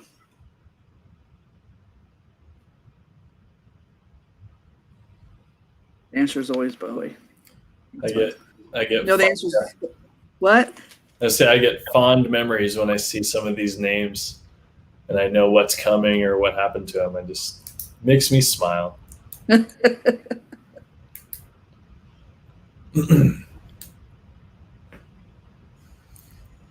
Just to give you an idea, like some of the stuff we've got like one of the games we're doing for trivia is we're going to give you a book and give you 4 different things that happen in that book, and you have to tell us what happened first. Yeah, I saw there were some games in here that I was like, oh, that's kind of cool. Yeah, so there's that, and there's Tribon, which you'll have like 3 clues, and then you have to decide, figure out what those 3 have in common. So you might have two might have this in common, but you have to have what all 3 have in common. Yeah, that type of. So it's gonna be some fun. All right, what's the answer to this one? Ichabod. Ichabod, of course. Okay, next. Skinwalker from Belgrade had briefcase locked to his wrists. And I got all Russian names up there. How stereotypical. He's from Belgrade. And two of them, actually, 3 out of the 4 I made up.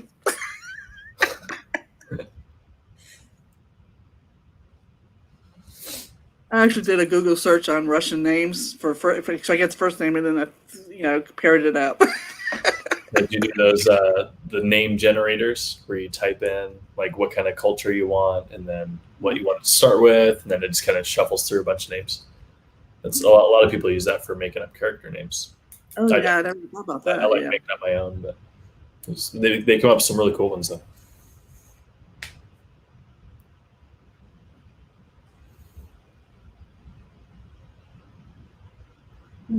Okay, who is this? Sergei Milanovich. Perfect. Skinwalker. Okay, you got cyber expert, Nate's college friend, and Russian spy. Another one easy. Very easy.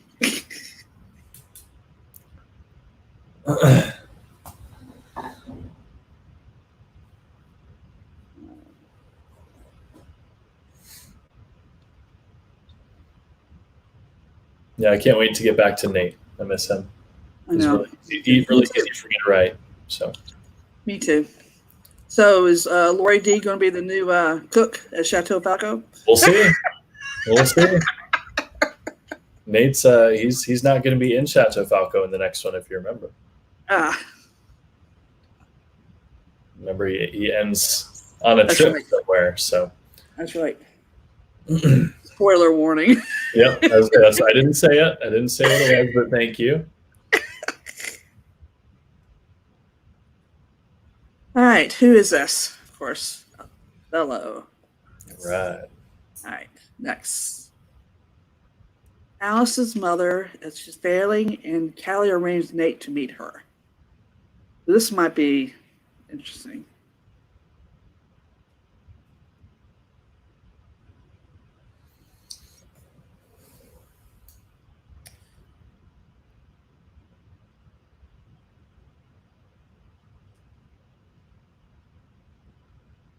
So you can see that a lot of these are like really early, you know. Yeah, as you say, a lot of these are from the first couple books so far. Yeah, Well, maybe not. This one's not.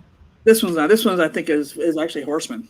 Yeah, I think this is in Legend or Horseman. Yeah, Horseman. Horseman. Yeah. Legend's after Horseman, isn't it? Legend's after Horseman. Yeah.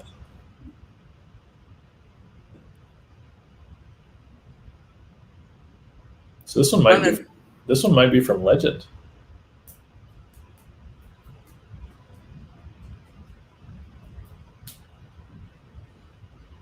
No, I was thinking Horseman. Okay, who is this? This is Alvara. There you go. Alvara. Alvara is Alvara. Okay. Oh. All right, next. Say it however you want. There's not a. Okay, but it's your character. So, legendary. Okay, I'm not even sure how to pronounce this. Hedonist. Hedonist. Yes. Okay. Just That's Larry about it. Yeah, life tied to a painting, also known as James Vane. You see all my names up there. There you go. And you didn't put Cameron. Come on. Another lost opportunity. Oh my goodness. What can I say?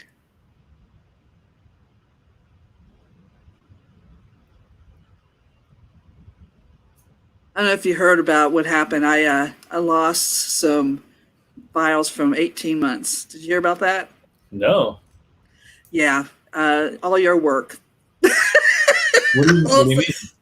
But Like thankfully, thankfully, a lot of stuff I can pull from other places. So, and the stuff that I've sent in Lane and emails, I was able to pull some of those documents back, and I printed the lexicon, everything, the outlines, the glossary, everything. I did that in February, and so I still have that file. I still have the email that I sent the file to my printer. So, so thankfully, I still have that. And so I basically had to retype my notes from Halo Breaker and of course so so thankfully that was the big one. So but yeah, I was just had a detective, and I was just getting ready to transfer it over so I have a backup, and just missed that opportunity. So it was very frustrating. So what happened? What happened though? Like just a defective drive. It was external drive, and it just I know, and I could probably hire somebody, or it could be very expensive to pull it. But I figured, if I ever had to, if I started thinking about that, there's something on there that I don't. But thankfully, I did a backup in December 2019, and so everything prior to that, which was a lot, I still had, and so I didn't lose everything. Because I've done a lot of work for you, for you. So you've done a ton, and all the pictures alone.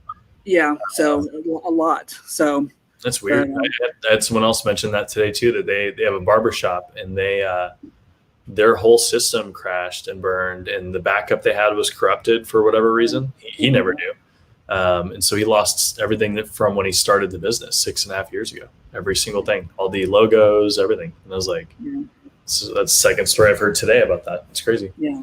Well, I got a lot of stuff I keep copies of, like all my reviews I keep, because I know a lot of times they get dropped. I know what's weird. Speaking of reviews, for some reason, Facebook will not let me put a review for Obsidian Sun. There used to be one there, but now they won't let me, which is the oddest thing in the world. But I don't understand that one. But I have it. But like I said, I keep all that. just in case. And so I save a lot of files. So Yeah. that I was able to go in, and actually I went into, I mean, all the, like I've done, like for not just for your books, but for Cameron, for Hunter, Kimbra, Jonathan, Yanis, Domino. I mean, all my reviews I had saved that were gone. So, I mean, yours I still had the earlier books, so thankfully. But anyway, that's crazy. So yeah, like I said, it's crazy. So okay, who is this? Very easy. By the way, we've got people in the chat giving advice on data recovery, so you might want to reach out to them. Tim Frederick. Really? Okay. So for some reason I can't scroll down for some reason, so I'll have to look later. It said Facebook user. Yeah, there's some people in there giving tips. Okay. Nick Gillickson, Timothy Fedrick, and someone else. I don't know who. Okay, I'll have to go look later. Okay, I'll look at it later. Yep. All right, next question, number 11. Director Shift has incredible strength and used to be a cop. Another easy one. Well, if it's strength, we're obviously talking about me or Hunter. I mean, Cameron's kind of weak. Okay. I'm gonna tell you, you know what I was working, you know what I was doing when I lost my information. I got hung up on, I was in Word, and I wasn't even doing anything new. I was basically, and I've still got to transfer my reviews over to Book Hub, and because I don't have all my reviews over, and so I was basically copying and pasting over. But I was working. Because just in the conversation I had with Hunter, and so I was doing that for Hunter when it happened. So I'm gonna blame Hunter. It's probably his fault. I mean, it's probably fair to just blame him. I can't wait to talk to Hunter. I meant to try and catch him this week to go over film stuff, but then I just gave up after crying for 3 hours straight. So we'll get to talk to him tomorrow. Okay, who is this? Crazy. Tori. Definitely. Okay, next. Sexy Fairy, Alistair was her customer and warned Nate about the Grims. Another easy. This is very early. This is prequel, really. This is prequel, yeah. Old Alistair Spectre Silverstein. Ass. Yeah, ass.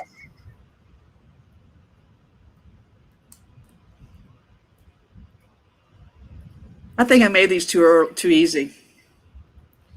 It's a hard one because last year you made them, I think it was last year, one of the years you made them way too hard where no one could get any of them, which was cool, but it was also like there wasn't even like it was all one way or all the other. So it's hard. I couldn't do it. Well, hopefully tomorrow won't be I don't know. We'll see how it goes. Because there's a few that there might be. Well, there's also a lot of new people. So like exactly, they're never gonna make it. You don't want to make it too hard. You can have like a level like pro, master, whatever. Have different levels of the competition. You could do that. There you go. That's all right. That's the Sexy Fairy right there. So you've been working out. Okay. Yep. So who is this? Barbie, of course. That was Shane. All right, next. Picture, right? All right, yeah, that's pretty good. No, okay. All right, Deer is his partner and part owner of the Leather's Good Shop and full of a mockery. A mockery? Yes.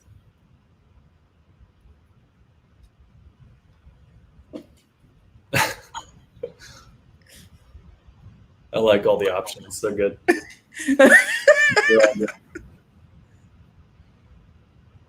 If everybody just only knew.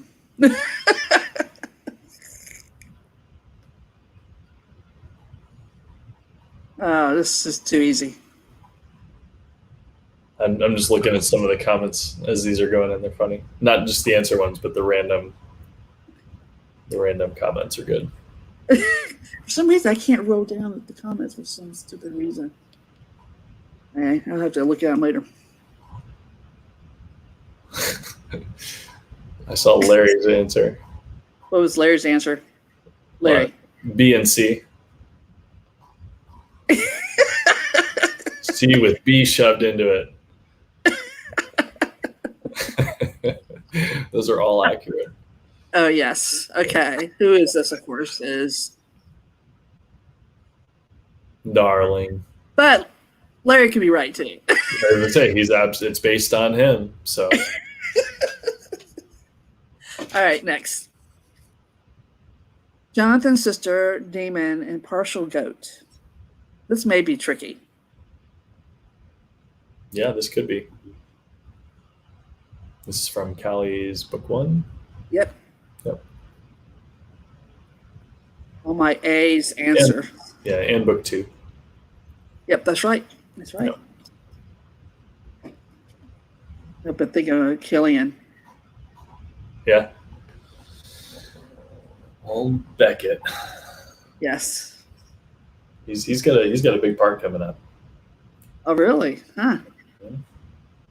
There's a lot of big twists coming. I can't wait to tell everyone about.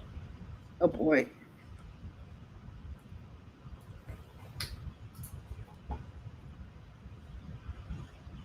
Spoiler warning. Thanks, Lane. I could just be lying and making sure Lane's paying attention.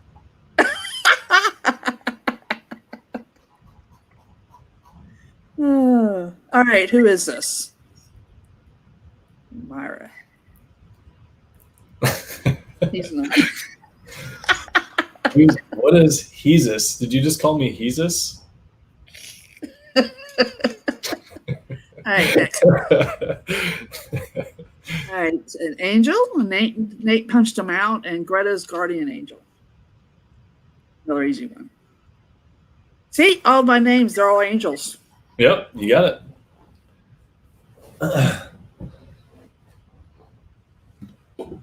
It's not ninja, whatever. My mind's gone blank. Literally, like Raphael, that you were wanting to be when you were a kid. Yep, this is Raphael the Ninja Turtle. Ninja Turtle, yep. I would not leave her alone. I literally wanted her to change my name.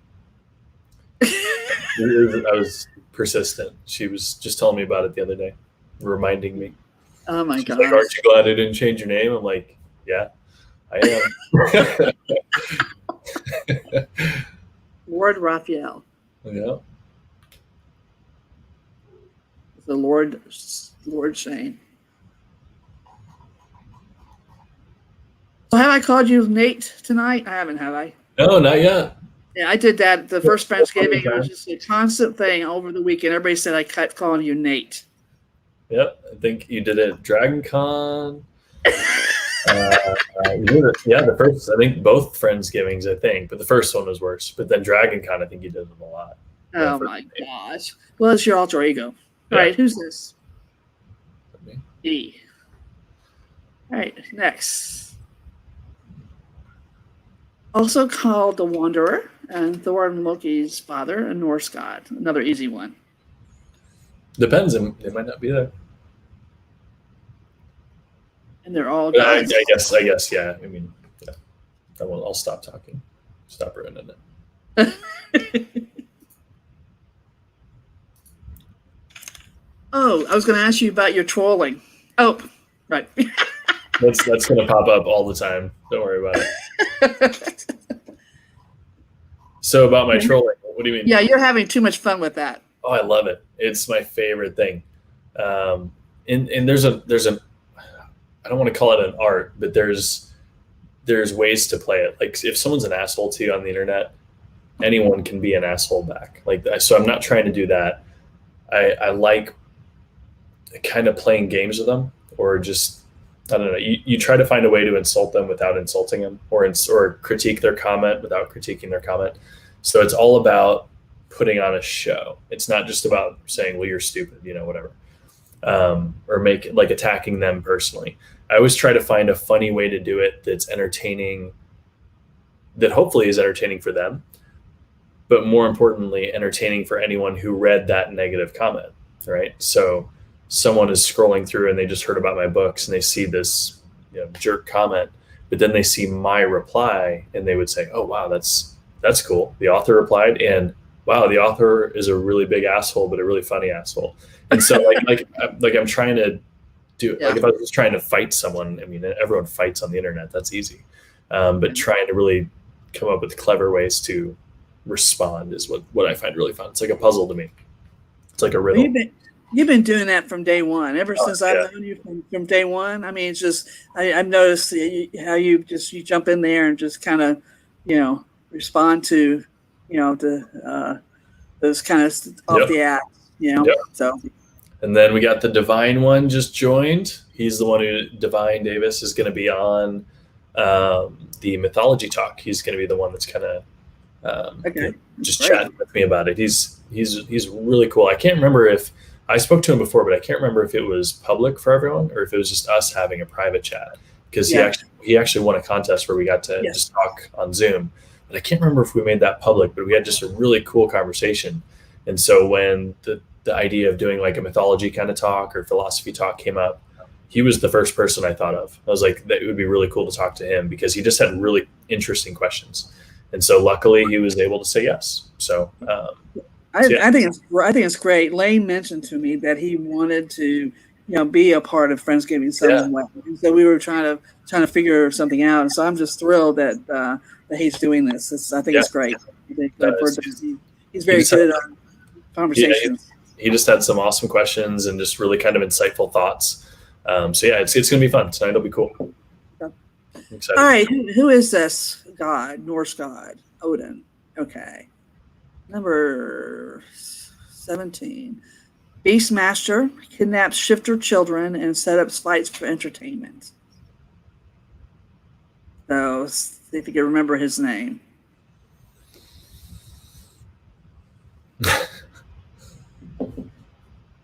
Sorry, I remember that scene.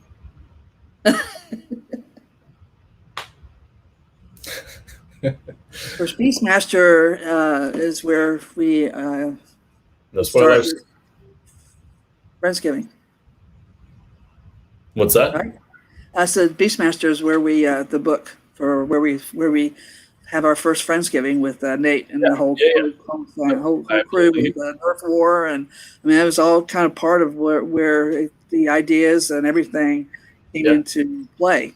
Just having the Nerf War as part of it, and having a kind of a Friendsgiving dinner kind of a thing on Saturday night, and so it just kind of evolved from that. But it's just the whole idea it started the summer before that Dragon Con where we met, and just the thought of people wanted to get together and meet you and do something. So that's pretty crazy.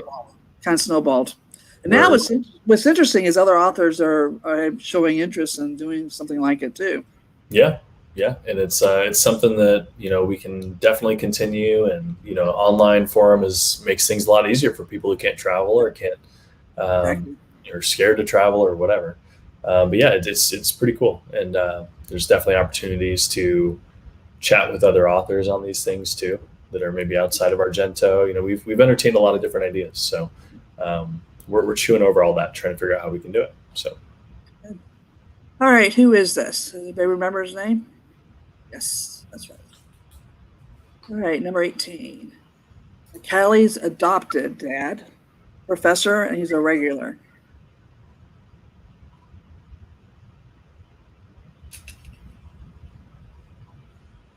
There you go. It's a second Friendsgiving. Oh yeah. That was the second one. Yeah. I took that picture. Yeah. Of course. I know there's some great pictures I got that are just great memes that keep popping up. Do you still have them, or did you lose them? No, the pictures I didn't lose because the pictures are actually on a completely different external hard drive, thankfully. So that's the type of thing I was able to pull over. So, and thankfully a lot of stuff like the graphics, the images and stuff I do is posted. So it's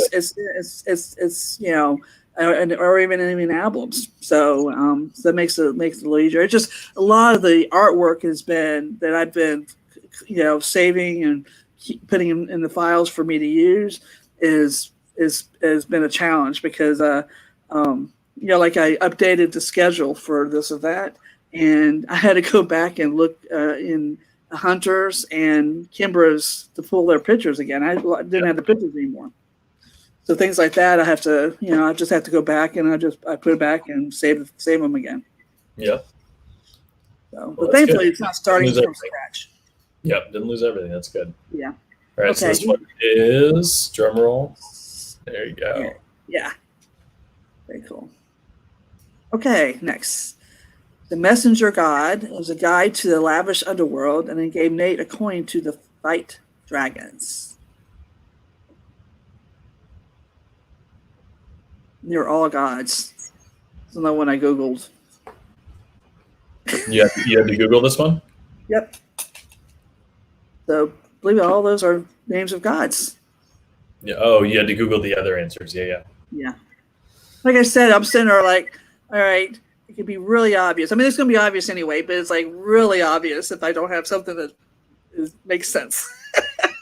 Answers. It'll be the only one. God, yeah, like Dorian Gray, I put Tom Sawyer, Charles Dickens, because they're all related to books. Yeah, there's a cool statue that I got of this one for the answer to this one that my wife got me. It's like a bronze statue. I haven't brought it here because we've got a whole collection at our house, but we get these bronze-looking statues of different gods. Thor. And it's not just gods; it's just kind of big mythological characters, I guess you could say. So we've got Thoth, we've got Hades, we've got Ares, Zeus, the Winter Queen, I think. Cool. Yeah, we just got a bunch of cool ones, but they're all kind of like bronze statues that are. Oh, that's great. Cool. Yeah. Cool. All right, who's this? Hermes. Yeah. All right, and the last one. Has 4 arms, a Lord of Transformation, and Ganesha's father. We were talking about him earlier. It's going to be easy. So I was going to ask you, I had another question for you. You had, I know you had basically had moved into an office, and then it didn't work because you couldn't write in the office. And so, do you have an office? Do you still have an office, or do you have a place for Argento, or are you still working out of your homes? So right now we've got a place for Argento, but it's not permanent. We've been here this whole time. Okay. But I bought it for a different reason. It was personal reason to help get my in-laws out of town, out of New York, and down here to be around the grandkids. And so we figured while they're going through the process of moving, we'd work here. Because trying to work at the house got really hard with the kids always wanting to come and help me write my books, draw pictures for me and slip them under the door. And it's really cute, but it's just really hard for me to focus on a story and on writing a story when they're there. So I came here. That's where we are right now. Lane's in the other side of the house, but we're looking for an alternative because they're going to be coming here in the fall. So we're looking for a place, and what kind of place that'll be. My aesthetic for writing is I can't go to like an office type place, like a nice, perfectly painted, I don't know. Like that just, it's not creative for me. That's why I always like going to like old, lofty coffee houses or like kind of run down or refurbished, or like, I just kind of like that factory type feel, like a rougher cabin type thing or something. So yeah, I'm trying to figure out what to do for my writing when it comes to, business stuff. We'll figure something out too. It could be. I know you did a post about a writer's cottage. Yeah, that's one thing you're actually thinking about doing. Yeah. It's something that would be perfect for me actually writing, and so I would put that on my property. We've got some woods, and so I would just carve out a section of the woods and put it there, and then maybe put some fake chicken feet coming out of the bottom of it. Like it's Baba Yaga's house, but broke the legs or something. Yeah. But yeah, so we just put that in the woods, and then that would be my little writer's retreat. So that's one option. So yeah, we're kind of chewing over a bunch of them, but right now we're here, but it's, another month or two, I think. That's all we have left. 2 months, I think. So buying the old bank didn't really happen. So we almost did. But then COVID went crazy and everything started shutting down. And so I looked at the bank and I looked at the payment for the bank and I was like, nah, I'm good. The whole world's blowing up. So no, I'm not going to buy a big, massive building that we don't really need yet anyway. Yeah. And so luckily we didn't. I mean, it would have been fine either way, but it would have been a big loss long term. So I was very glad we didn't do that, even though it was really cool. That's cool. Yeah, I know, because I know part of it. I know you have to have room for all the merchandise and the books and everything. And I mean, it's logistically putting it in somebody's home doesn't work. You know? Well, that's what I was doing at first, and we were trying to hide Christmas decorations, somewhere else, because I had every storage place was just books, and it became a nightmare. So so trying to find a solution to all that. So it's fun. It's all the fun parts that no one ever hears about, but it's fine. Okay, cool. Okay. All right, the answer to this is that was the last one. So actually it worked out pretty good. You got a few minutes just close out, and then I know then you will almost immediately will get on with Divine, won't you? So we've got the 7 to 8 is the new author, I believe, and then 8:30 to whenever is the no, Divine's later. That's right. So the next one is. So are you going to actually have the new author with you? Yeah. Okay. Cool. I mean, not here. Okay. I've got them locked in the closet right now. But, no, we'll be jumping on with them and just kind of talking about their series and whatever people want to talk about. We'll probably have comments and stuff in there that we'll answer, Q&A. I'll ask them about their books, why they wrote, what they write, just introducing them. So no one but a few ARC members know, I believe. I mean, because they've probably read the books already. But we haven't announced it anywhere because we're trying not to make the same mistake of like, hey, we got a new author, and then a year later the book comes out. We're trying not to do that, so we're trying to make sure that everything's ready. So. And we'll talk about when they're releasing these books, and I think we'll even be showing covers. We already hinted one of the covers in the banner. That was one of the covers that you saw in the black and white picture. At least part of it anyway. It's gonna be really exciting. They got some really cool stuff. Yeah, so I think we have about an hour break before that, so get a chance to. Well, we're gonna grab. I think Lane and I are gonna go grab some pizza or something. But we've got. Pre-order links, I think, is what Lane just messaged me. We've got pre-order links for all 3 of those, or we will be announcing them for the new author. We'll definitely be announcing them for the new author on the video. So, but they're really cool. I think you guys will have fun reading them. So, is that the one that I know Lane asked in Mighty Networks about? Creating a new ARC team. Is that for that author? It was. Yep. So.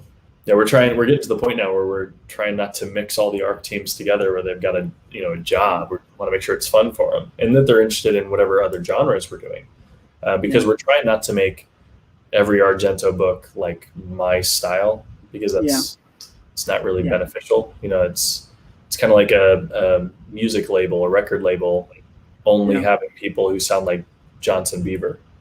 Yeah, I mean, just like the Kimber, the Alchemist series. I mean, that is such a different flavor of urban fantasy. Yeah, exactly. I mean, talking about flavor and bourbon, but anyway, to me, it just was just interesting. With the mix of science and magic and everything. So it's a little bit different. But you're staying with the urban fantasy genre. Yeah.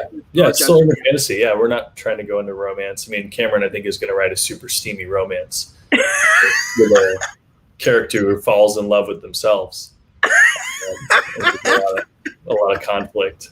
But no, we're sticking to fantasy. It's just different types of fantasy or different kind of venues of the genre. So but we don't want everyone to sound like me or everyone to sound like Cameron or everyone to sound like Hunter. We're trying to get a little bit of a varied thing so that our record label has different types of music. It's a different type of label. Yeah. And there's just so much. I mean, there's so much supernatural type of entities that you can use. It's all going to be the same kind of flavor. I'm glad someone heard what I said. Pam Frank, she caught me. I said Johnson Bieber instead of Justin Bieber. I'm glad. I was wondering if anyone caught me saying Daddy that. Duty. Yep. So, so we're just trying to find different ways to, like I said, stay in the fantasy house, but but see who's willing to knock down some doors and break down some tropes, and kind of rebrand urban fantasy. And so that it's not always going to be like me. It could be like Hunter, who goes a little further with some of his jokes, and that's awesome. It could be like Cameron, who takes some of his stuff a little more seriously. Could be Kimbra, who hits a different kind of section of the country. That we're just trying to get different flavors. So it's cool. It's really fun. Yeah, it's great. I mean, that's what I mean. It's just, basically, urban fantasy is fairly new for me. I mean, I was introduced with Cassandra Clare with the Mortal Instruments series, and then of course Harry Potter. But I never thought that I would be interested, because I read historical fiction and stuff like that, and so this was fairly new to me. And then of course I got introduced to you, and you opened up all these doors of all these different authors, the suggestions, and say you need to read this person. And like I said, it's been amazing, because it's such, I love the whole concept of it. And it's interesting because different authors bring such difference, uniqueness to what worlds they create. Is incredible. Yeah, and that's kind of my goal, is to and I'll talk more about this in the philosophy or the mythology talk tonight. But my whole goal is to write books and characters and stories that remind me of when I was a kid, and I used to want to read about Achilles or Hercules and his 12 labors, or Icarus. And I would read these things to try and find qualities of heroes that I could relate to, or that I wanted to achieve or improve about myself. And so I try to find things like that, and then write a new, Greek hero, or a new Greek tragedy, or a new Greek, whatever. And so, except I don't limit it to Greek. I try to include all the different pantheons, and really just make new stories that are either inspiring or a warning to why you shouldn't be a certain way, or why you should try to be more like this. And so, it's just kind of little philosophy lessons. So that's why I write, and I have fun doing that. So I love it. I kind of picking, seeing and learning a lot. Just learning. You're teaching about life in a world, in a whole different universe, and the characters and the relationships and the events and things that happen to them. Yeah. It's incredible what you do. I mean, it's your writing is incredible. Of course, you're my favorite. You're still my favorite. Teaching, not preaching. That's my thing. I never want to, smack someone upside the head with something, but I want to show them and then let them choose whatever they want. But just give them a cool kind of story for them to say, oh, that's cool, or no way, or, whatever. But just have fun doing it. Introduce them to something interesting that they might not know. Yep. Great. So. Well, it looks like our time is, nobody cares, right, faster. It never gets old. I texted that to Lane. I was like, you got to make coffee mugs or shirts out of this, because every time an author asks me a question, I just want to reply with that. And so Lane made it into that. So it's perfect. We'll get it soon. That's great. That's perfect. That's perfect. So, well, I've really enjoyed sitting and doing this with you. It's been great. Yeah. I hope it's been fun for everybody. And I know the questions were not too bad, but just a lot of fun. So, that's awesome. I had a blast hanging out with you, and so cheers again. We got plenty more coming. And you're jumping in a bunch more times though, right? Aren't you? Yeah. Well, just I'll be on tomorrow with the trivia time. So, I was gonna say you're there for that freak show. Yeah. And you're not leaving us or anything. Oh no, I'm not going to be emceeing the freak show. I think I'm going to disappear, because you're going to wait a minute, this is supposed to be about me, not me. I'm just gonna have a cardboard cutout of me sitting here, so that I can just leave and not get roasted too badly. I know how Larry and Tammy are. So they'll probably just show up at my door. They're like, hey, it's just I know he's watching, but it's just 2019, because Poston wasn't able to come because of his. He still did. Yeah, he still made it. He still made it, but he wasn't supposed to. But I created a possum on a stick with his face, and I was I forgot about that. Yeah. I think does someone? I wonder who still has that. I still have it. You do? Okay. I was like, I know someone kept that. I know I don't have it. Yeah, I still have it, and actually, I made another one for his wife and his daughter. When he was traveling, driving the truck, and he was gone all the time, just so they'll have him there when he was in there. And they loved it. I can't wait to do this back in person, because that was the coolest part, is like you see people commenting and posting a bunch of funny things, but then sorry, I read a comment from Larry.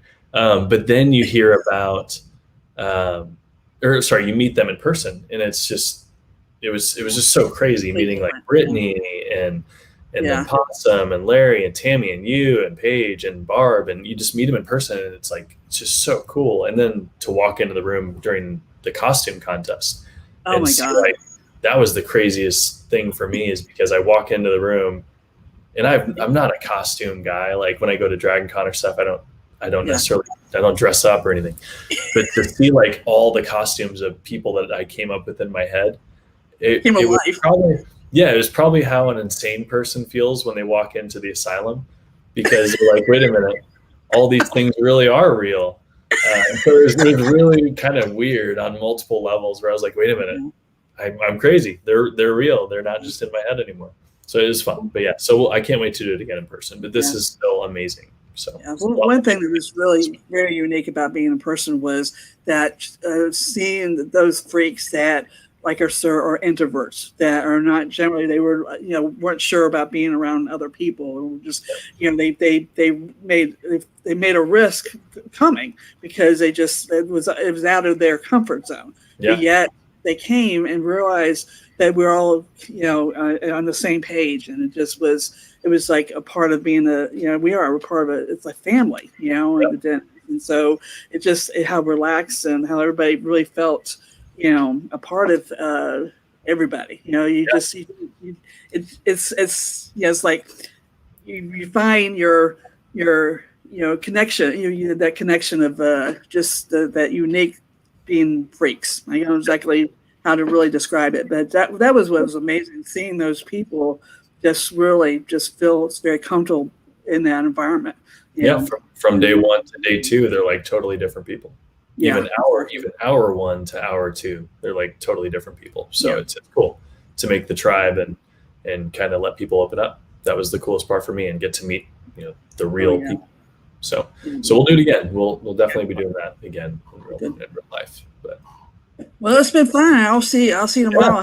Have fun tonight with your 2 more sessions, and then we'll see the question answer, and then we'll go from there tomorrow, and with trivia and then freak show and everything else. So so it's gonna be great. It's gonna be a great weekend. I just hope everybody has a good time, and all those people that are overseas in Australia and UK will be able to stay up and be able to stay on top of it. And like it'll be live later. So if you weren't able to make it live, you'll be able to watch the replay later. Recorded, so don't worry. And like I said, I'll talk to Lane, and we'll have a post that kind of goes over the contests and the games and the prizes on how we're going to do that, just so we make sure we give people a chance that couldn't watch it live. It might be 3 a.m. somewhere right now. So we'll make sure we give everyone a chance to play. So that's cool. That's great. Okay, sounds good. So come back in an hour from now, just under that, and you'll get to meet Argento's newest author. Okay, sounds great. Look forward to it. All right. Talk to you guys later.